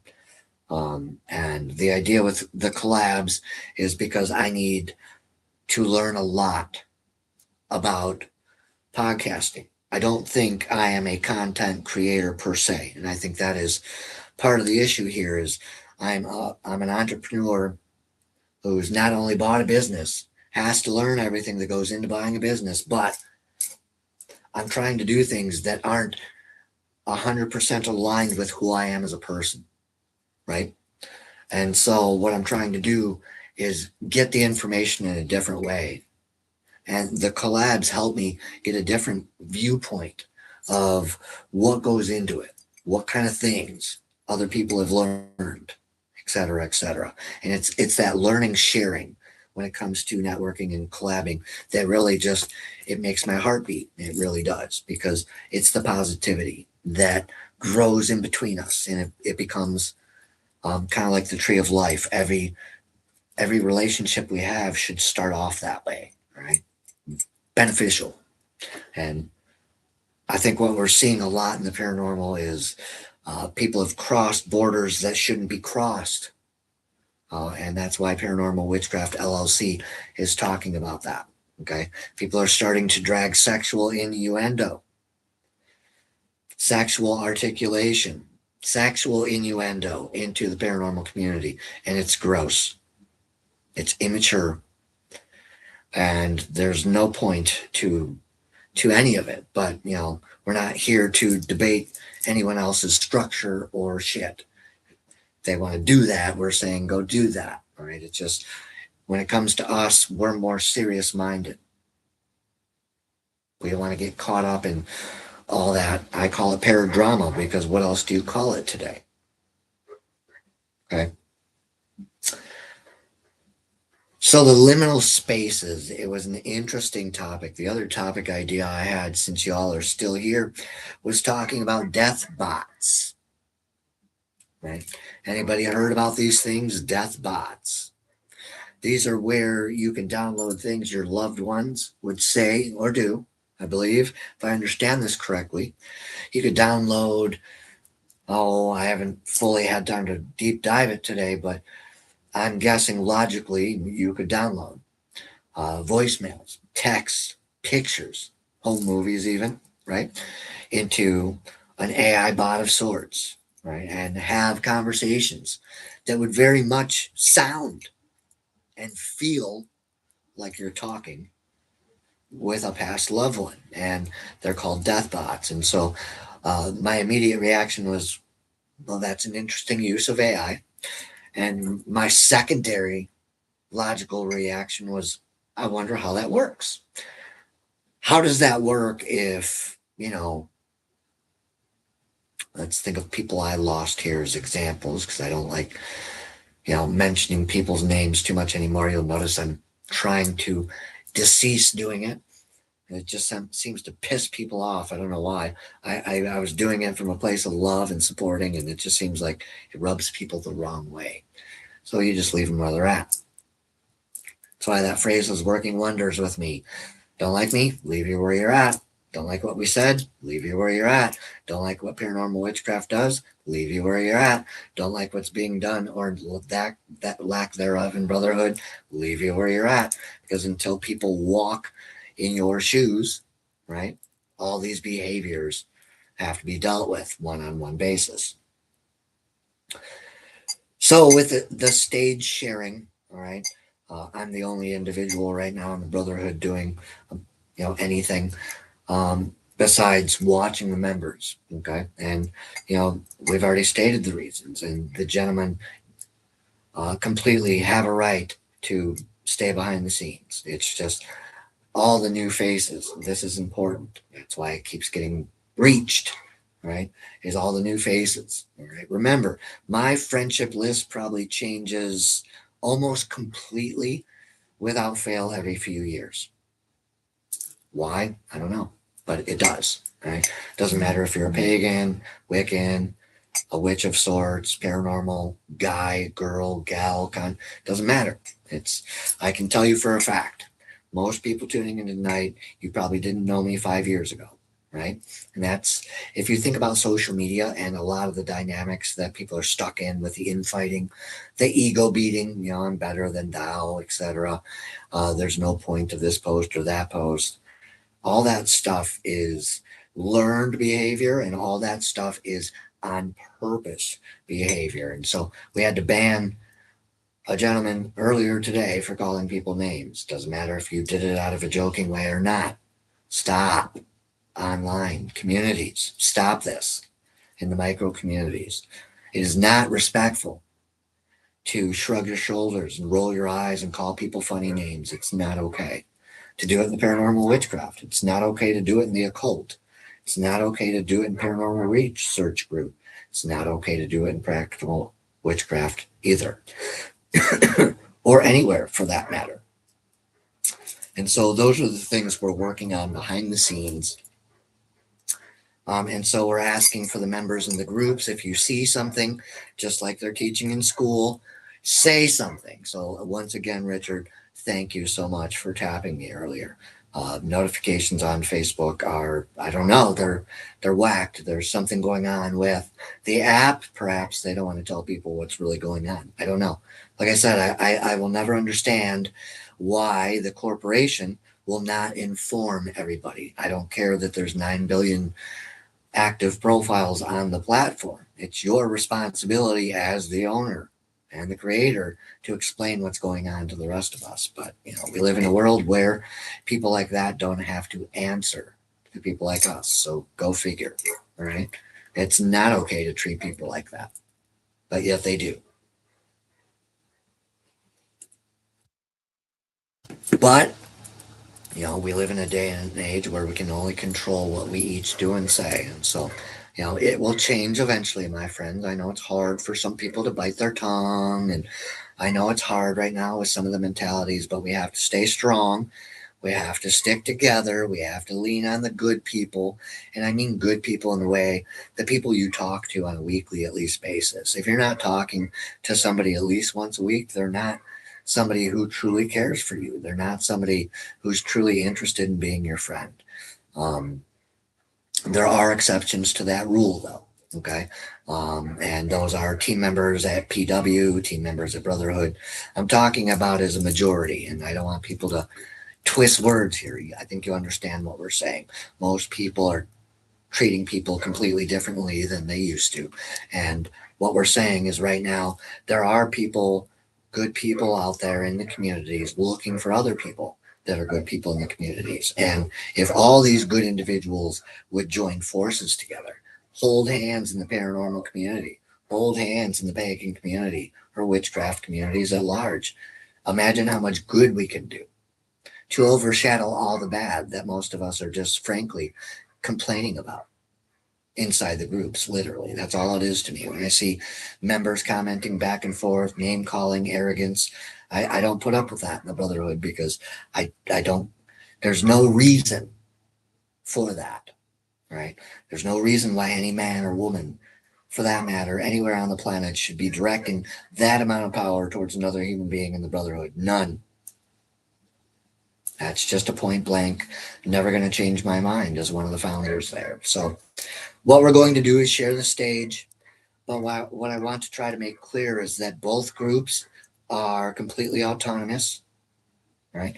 The only tie is because I helped create both groups. I really thought about using my personal name for the channel again because I really didn't know how to approach this until I have more individuals who got my back. And there's nothing wrong with teams. It's just they have a lot on their plate, okay? And it's complicated. And again, my friends are all my friends, and things happen and things will change and things will happen and things will come to be as they're meant to be. And I know that with both teams. That is something that was explained early on in both groups, actually. And so, people grow, people change. It's much like if you think about social communities, how many times have you moved in your life? Think about it that way with groups. So if you've moved around a lot or if you've struggled making friends, etc., right? And so sometimes it can be hard for people in groups to behave.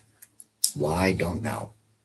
I think many of them think groups are to be treated as gymnasiums where they can come in and kick their feet off and jump around and monkey around and fly around and do whatever they do and then leave. And there seems to be a trend for that. I'm not sure what it is.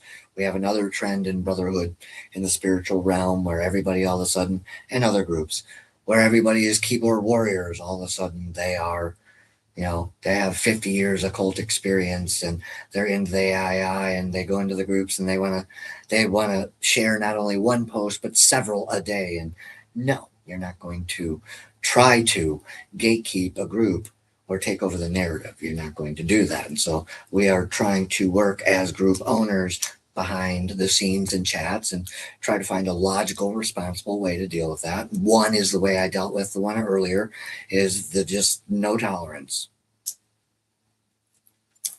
Because it's just that kind of day. There's no need for that, right? And it's not to be mean, it's not to be rude, it's not to be crude. It's that people look at the rules, they agree to the rules when they join there, and then they do stuff like that. And that's one of two things that'll set me off faster in that group than anything else. That one and arrogance. Those two things in the Brotherhood, and I'll be knocking on your door. Because that's not cool. That's great that you have all the accomplishment and greater than everybody in the group, especially since the majority of Brotherhood is a high turnover of newer members who come and go from all kinds of paths. So those are things we can do positively, right? Not wasting our time and energy saying negative things to each other. Not wasting our time and energy being around people who don't see our highest good, being around people who don't see our highest value, okay? So I hope tonight was informative for most of you. Now, if you'd like to see something else tomorrow night, let us know and we'll get to that. But like I said, those podcast rearrangements are coming in the future, okay? All right? And they're going to grow organically. And when that happens, I'll be sure to let everybody know. But in the meantime, it'll be business as usual over here at Paranormal Witchcraft LLC and for Brotherhood of Male Witches, all right, which will be during the day around noon, right? And it's going to be tarot mainly until we start getting actual subject suggestions, all right? And I know Christopher has a list. Please get those to me as soon as you can, my friend, again. So I can look at them and bounce some ideas, all right, and get something rolling for the Brotherhood of Male Witches. The other thing I am doing with Brotherhood of Male Witches, and I have to apologize for missing the summer solstice, because that was part of the wheel of the year. And so I've been so busy, all right, that I missed that, All right. And so I'm not very happy with myself that I've missed that. And so that's originally what we were going to do for the Brotherhood of Male Witches is we were going to focus on the Wheel of the Year more. So all the younger people could become familiar with the Wheel of the Year, how it works, the things we do, the things we say, the things we observe, the veneration, etc., the how-tos. So if you have some ideas there, let me know. But that's what it'll be around noon every day on this channel. And that's why it has two names for now. And it'll organically become what it's meant to be. Now, I would love nothing more than to open a separate YouTube channel for the Brotherhood of Male Witches. But I need 50 people. 50. So I would need 50 individuals that would have to flood my messenger today. Right? Because the last time I worked on opening this channel, which, by the way, before this channel was this channel, it was for Brotherhood. So it's kind of organically doing both anyways. But that's what it was opened for, was because when we opened the Brotherhood, I wanted to have a place eventually when I felt I was ready to come and do podcasts, which happened to be this year, right? And so for the last 5.5 years, I haven't really poked my head outside of the metaphysical world to see what really is going on. I don't really know anybody. I don't know what they do, who they are, etc. And so I attended the events to equate myself with these individuals, a few esteemed individuals, because I happen to believe in their cause. So do we have any more questions, my friends? Do we have any more comments, my friends? So, by the way, all right, about a week ago, we were talking about the DOD and what they had stripped away with religious affiliations. If you are somebody out there that feels that they are wronged by that as well, I have links, I have information that I can freely share with people from the esteemed guests, okay? I want to help and be a bridge to those people out there if they feel they need assistance to be bridged into the appropriate entities when it comes to that particular case, okay? And, I hope it bothers a lot of people out there. I really do, personally, because they're trying to literally take away people's freedoms now. Okay, and that has to be a problem for more than just the pagan community at large as well.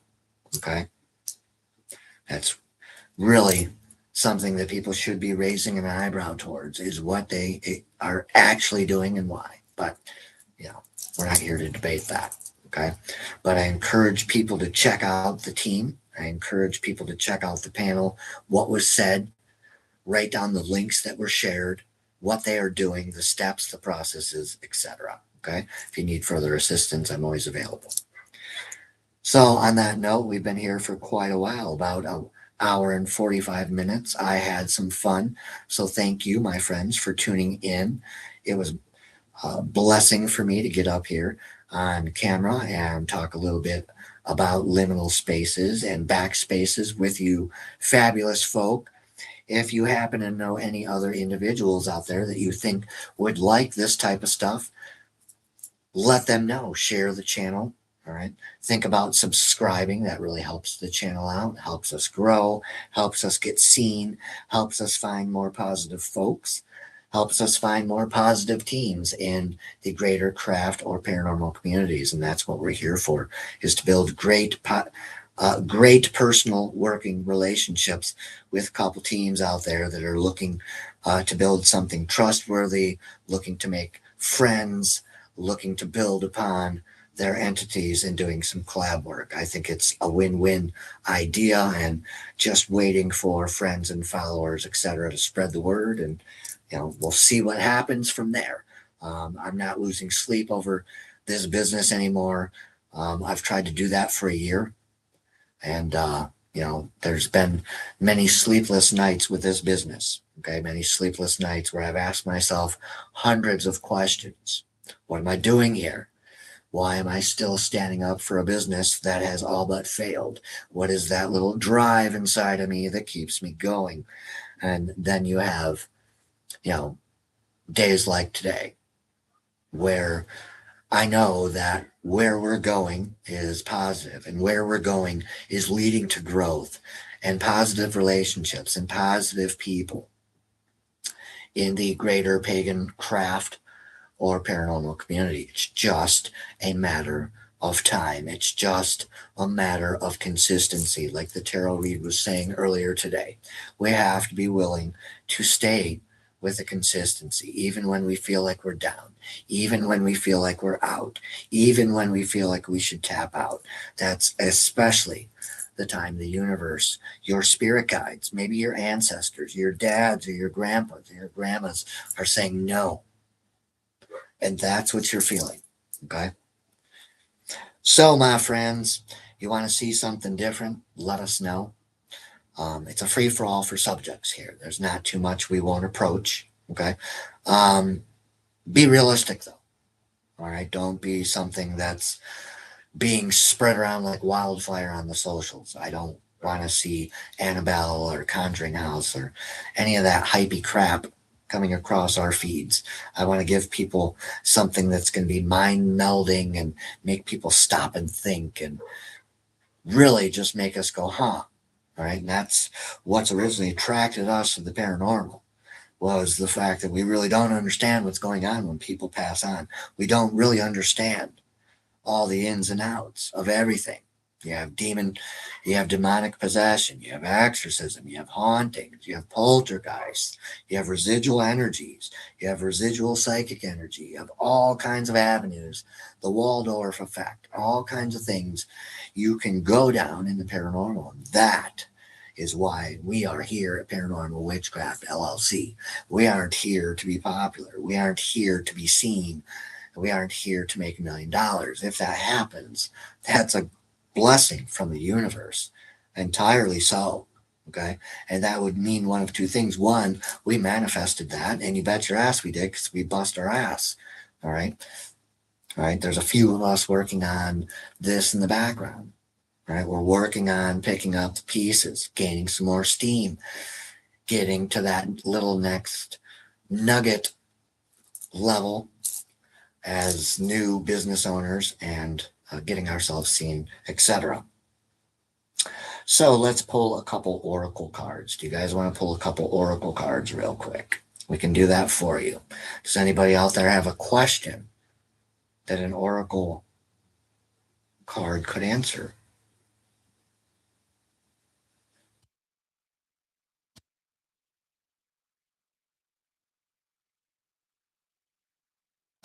Richard, the questions? Richard might have went to bed. Might be late for him. Who has a question for the oracle? I have a Moon Witches Oracle deck that I am just infatuated with. And I'm probably just looking for an excuse to use it as we end the live stream tonight. So, nonetheless, friends, it's been one heck of a first year, like we said. And, we are just getting or just biting into our second year. July is going to be our year. Where's brother Matt? He's probably working, poor SOB. Let's send him some blessings. But, July is going to be our year. That is our month. I agree with brother Matt Hornick. July is going to be our month. I haven't had a good July since the summer I met Fonda, and that's all I can say about that. We attended a 4th of July cookout it was truth or dare 4th of July. That's what it was. It was about 15 adults just in a place where we were all rediscovering ourselves, and we threw a party impromptu, and holy cow, it was probably the wildest experience of my life. Not a liminal, so I really can't say much about it, but it was pretty wild. What happens at cookouts with Tobias stays at cookouts with Tobias. That's the kind of human being I am in real life. I encourage free will, and we've done some pretty wild stuff. So let's see what kind of oracles we have pulled for you. We have pulled the waxing crescent moon using constructive magic, Maybe you're trying to manifest something. And drawing down the moon. They could, in sorcery, we say things like, I am a priest of the black and white flames, and by the flames of, and I'm not going to repeat the words, blah, blah, blah. And in sorcery, you will draw down powers to you. So a little bit of necromancy, perhaps. No, I'm kidding. Mainly, it's talking about drawing down the moon, doing a little bit of moon magic on a serious note. So drawing down the moon.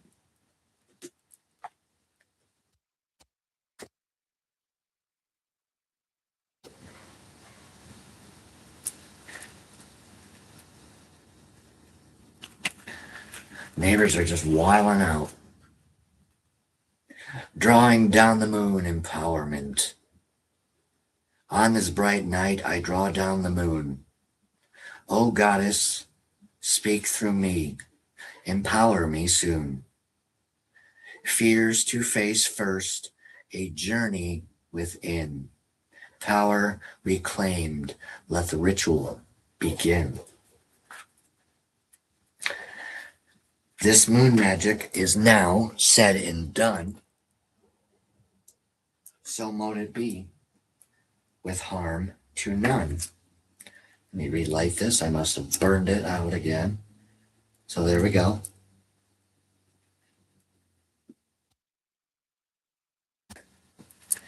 We can do this for you guys real quick as a mini ritual again.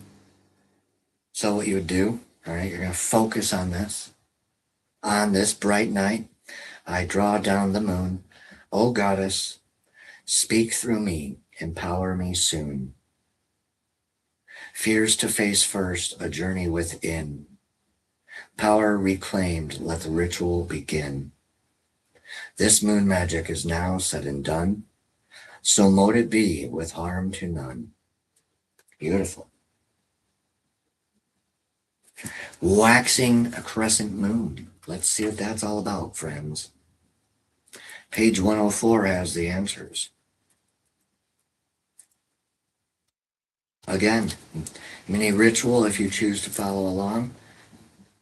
Stare at the candle as I recite. Darkness be gone, welcome new light, expanding my dreams whilst safe tonight. Focus on goals, build power in me. Positive actions improve my energy. This moon magic is now said and done. So mote it be, with harm to none. So like I was saying earlier, if you've enjoyed the live stream, share with your friends of like-minded folks. As you can tell, I am new to vlogging, streaming. All right, so I'm teaching myself daily how to articulate better, how to ramble less, right? How to focus more on the audience members. And so questions are a great way. And since I am a knowledge whore, it's just right up my alley. I appreciate you guys for tuning in. Thank you. So mote it be. Truth Tarot, thank you. Christopher Stand, thank you. Richard Williams, thank you for tuning in, brother.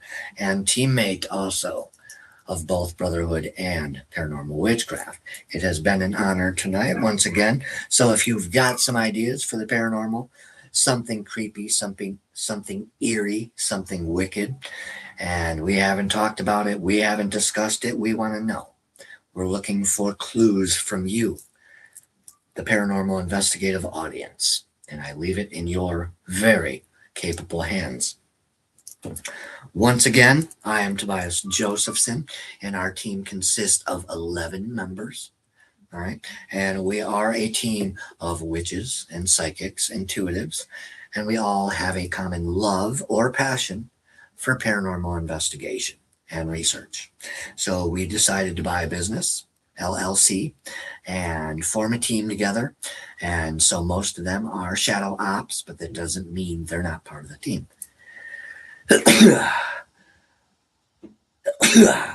All right. And so we have a lot of shadow ops members. They help out in the group. They help out welcoming members. They help out in other groups that we network with as well. and making sure those groups are rolling right along, engaging with their commentaries and their audience members as well. And so it's a beautiful thing. And that's why I was plugging the reason that we are looking for more small teams. We're looking for two more small teams, I believe, this year. Nope, I'm sorry, one of each. So one more paranormal, one more metaphysical, and I would be a happy boy, because the idea here at Paranormal Witchcraft LLC shouldn't be popularity, and it shouldn't necessarily, be mine or Richard or Kyle's or Holly's or Danielle's or Fonda's egos that's leading our investigations or our business, correct?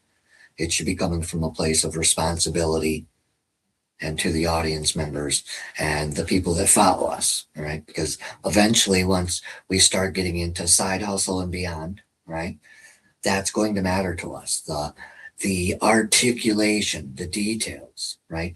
The traveling to events and getting up on stage, becoming a speaker, or if we get the Shopify thing worked out, and vending and getting out there in the smaller micro communities and getting voices heard. That's the whole idea, right?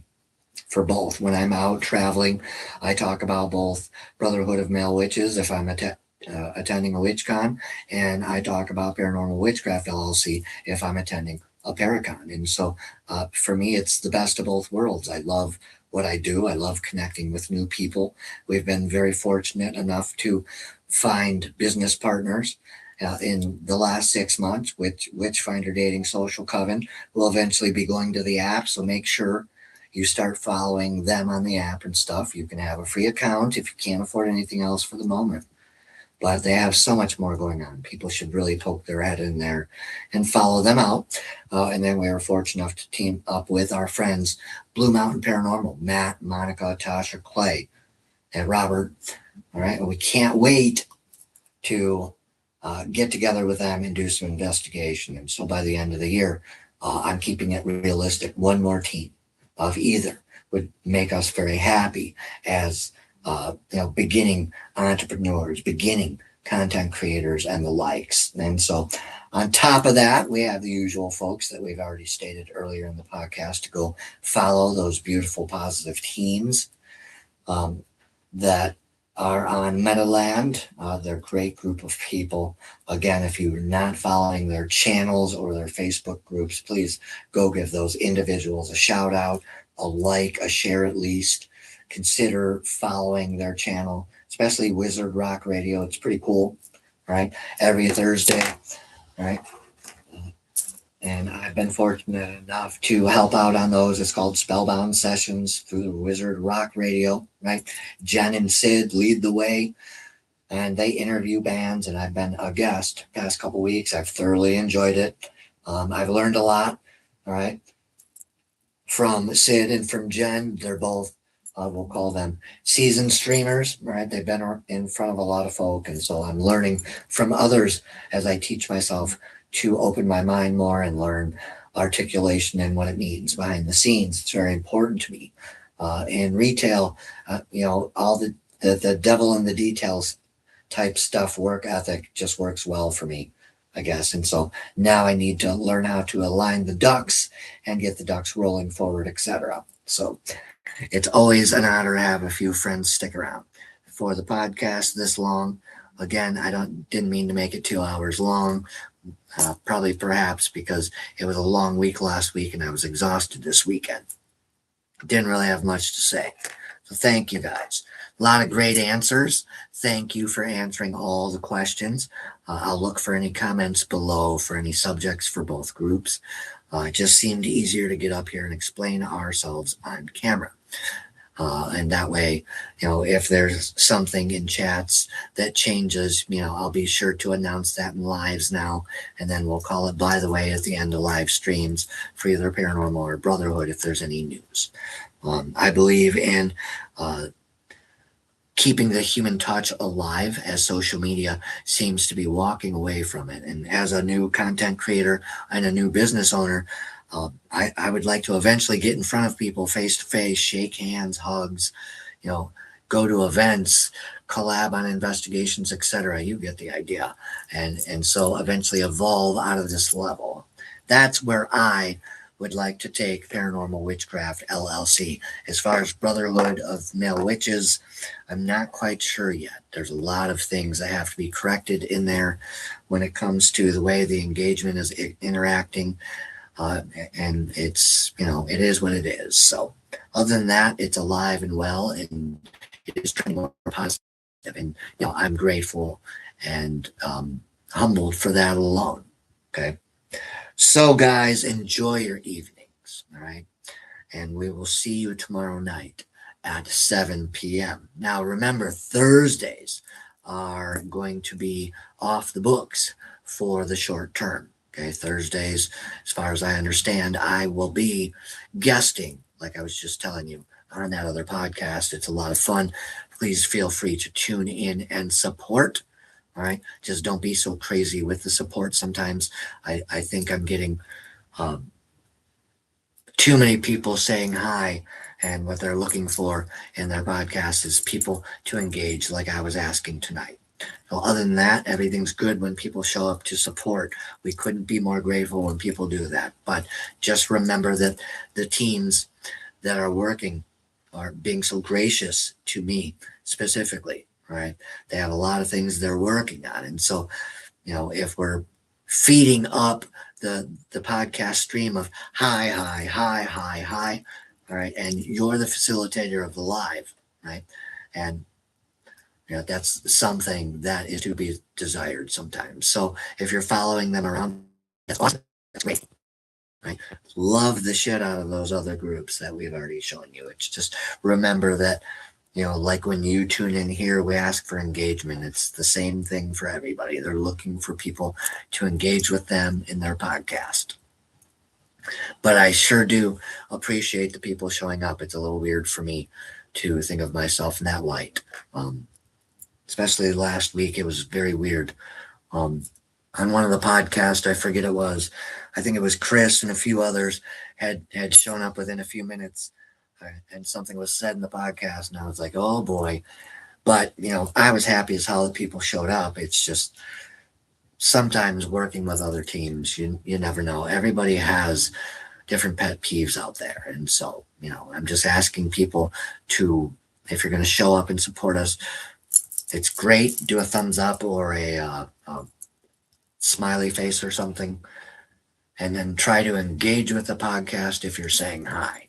That's about the best advice I can come up with there. But super stoked that you guys showed up for those lives. It was really cool. It meant a lot to me personally.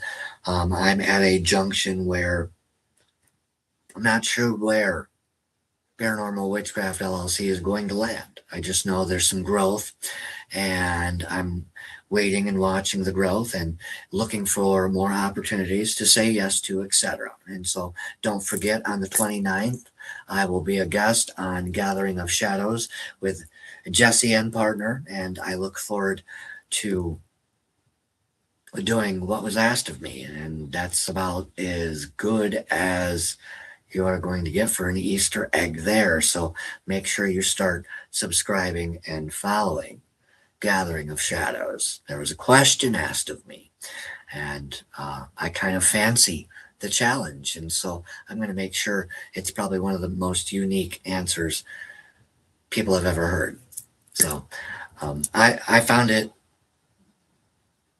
I don't know, kind of like ha ha ha, the blah ha ha ha ha. No, I'm going to make it an interesting answer though. So look forward to that. I believe it is 6 p.m. next week, but don't quote me. We're still early, but I wanted to let you guys know early. It'll be next Monday, the 29th. I believe it's 6 p.m. Gathering of Shadows. Check out Jesse Gathering of Shadows for further details. And on that note, I believe my job is completely and thoroughly done.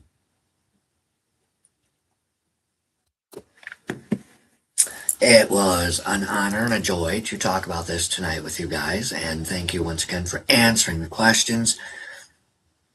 That's what I love most about doing this content creation and running these vlogs, is we can get into these deep dive conversations with our friends. And that's truthfully all I've ever wanted for the vlogs is, and getting caught up in that washing machine, it just wasn't for me. And I think that's what I realized last weekend is the problem isn't me. It's just the problem is I'm not somebody who wants to be a full-fledged content creator, right?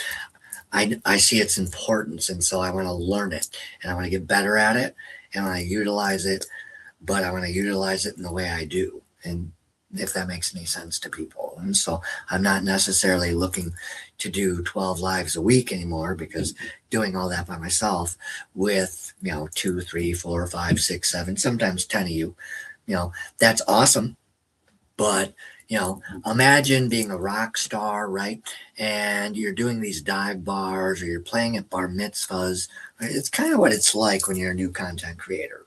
Okay. Is everyone tells you, oh, it's great. You're going to have fun. It's going to be the best thing you ever did. And then you start doing it. And the first thing you realize is, wait a minute. If you have stage fright, that's going to be a problem. 2, you have to be able to articulate yourself in a certain way, and that is where I'm at, is where sometimes I still struggle, right, between my thoughts, between what I want to say. If I disagree with what a script has written down, etc., you'll see me pause, and a lot of times I'll lose followers or subscribers because they just view that as, well, I'm not exciting enough or knowledgeable enough, etc. And it happens. And so the collab opportunities are, I really, at first, when they started happening, I was nervous, but once I started doing them, I was excited, because I realized there's really nothing to be nervous about, right? Especially with the current teams around me. They're all beautiful people. And so it was kind of like finding some of the tribe that I had been looking for Paranormal Witchcraft LLC for a long time. And so it's been a beautiful ride with those entities and those personal account holders over there. They're beautiful people. And we will see you tomorrow, and I'll double check the comments. And this is my obsessive. I have a obsessive compulsive disorder, as you've noticed, and sometimes it seems like the last word, or it seems like repeating because I'm forgetting. It's a little bit of both, and I'm working on it. Live streams and doing vlogs are my way of doing self-therapy as I learn to become a better business owner and learn all the things that are important in today's market, etc. And it's a lot to learn, right? So I appreciate the support when I get it. And, when it comes to the hate, I'm getting better and better at just ignoring things and walking away and biting my tongue and saying nothing at all, because that's just where it's at. But if anyone has to know, my path is solitary eclectic, right? And so that bothers some people out there. It is what it is. Opinions are like assholes, and that's just where I'm at right now. I've had to work a lot internally on myself when it comes to getting my empathy turned off, and getting my ego in check when I'm dealing with chats or teams and collabs and all that other stuff. And so it's been a journey, and we're enjoying it. And the sky is the limit. And that's all I can really say about it, because it's what I think about when I get up. It's what I think about when I go to bed. If it's not paranormal witchcraft, it's brotherhood. And, there hasn't been a lot of things coming out of the brotherhood in a few years. And I know there's people waiting, right? But what I've realized is there's a severe lack of engagement on social media entirely right now. And so this might be the place that'll help the little engagement that is loyal on Facebook to come here for now. I don't know. We'll see what happens. I'm just going with the flow, kind of like the fool. All right. And I have that energy looking for new beginnings for the group. That's going to be positive. That's going to be encouraging. That isn't going to be like what we saw today in the group, where people are calling names to each other and saying things they frankly just, why are you in the group? That's my mentality. What are you doing there? Why are you trolling the brotherhood? That's how I view those people. You're trolling the brotherhood for something you don't like. Keep doing that. I remove you quietly. Right? It's just fair. Because why do we want people in there? It's like a Roger and Ebert thing now in the witchcraft world. No, that's not going to fly. So And it should be that way in any group. Respect should be law. And maybe perhaps we need to teach the younger generation that respect has always been law with human beings. If you expect people to respect you, uh, what makes you think everyone else isn't thinking the same thing? And why does it have to be such a clash sometimes? It is such an enigma with the human race, isn't it?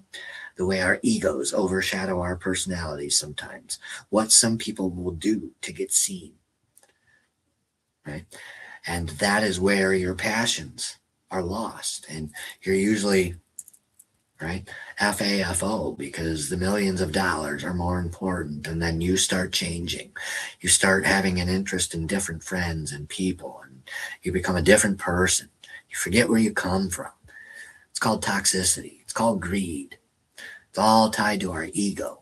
Our ego is meant to be used in check, much like the Two of Pentacles. We're meant to keep it in balance. Just like our pride, we're meant to keep it in balance. But humans are really bad at keeping things in balance, aren't we? It's where addictions become a problem. It's where habits become a problem. Routines can be a problem if they're unhealthy lifestyle habits, right? All right, guys, we'll see you tomorrow. Have a great night. I love each and every one of you, and we'll see you tomorrow. We'll do this all over again, and I'll try to come up with a different type of subject once again. This was fun. Thank you.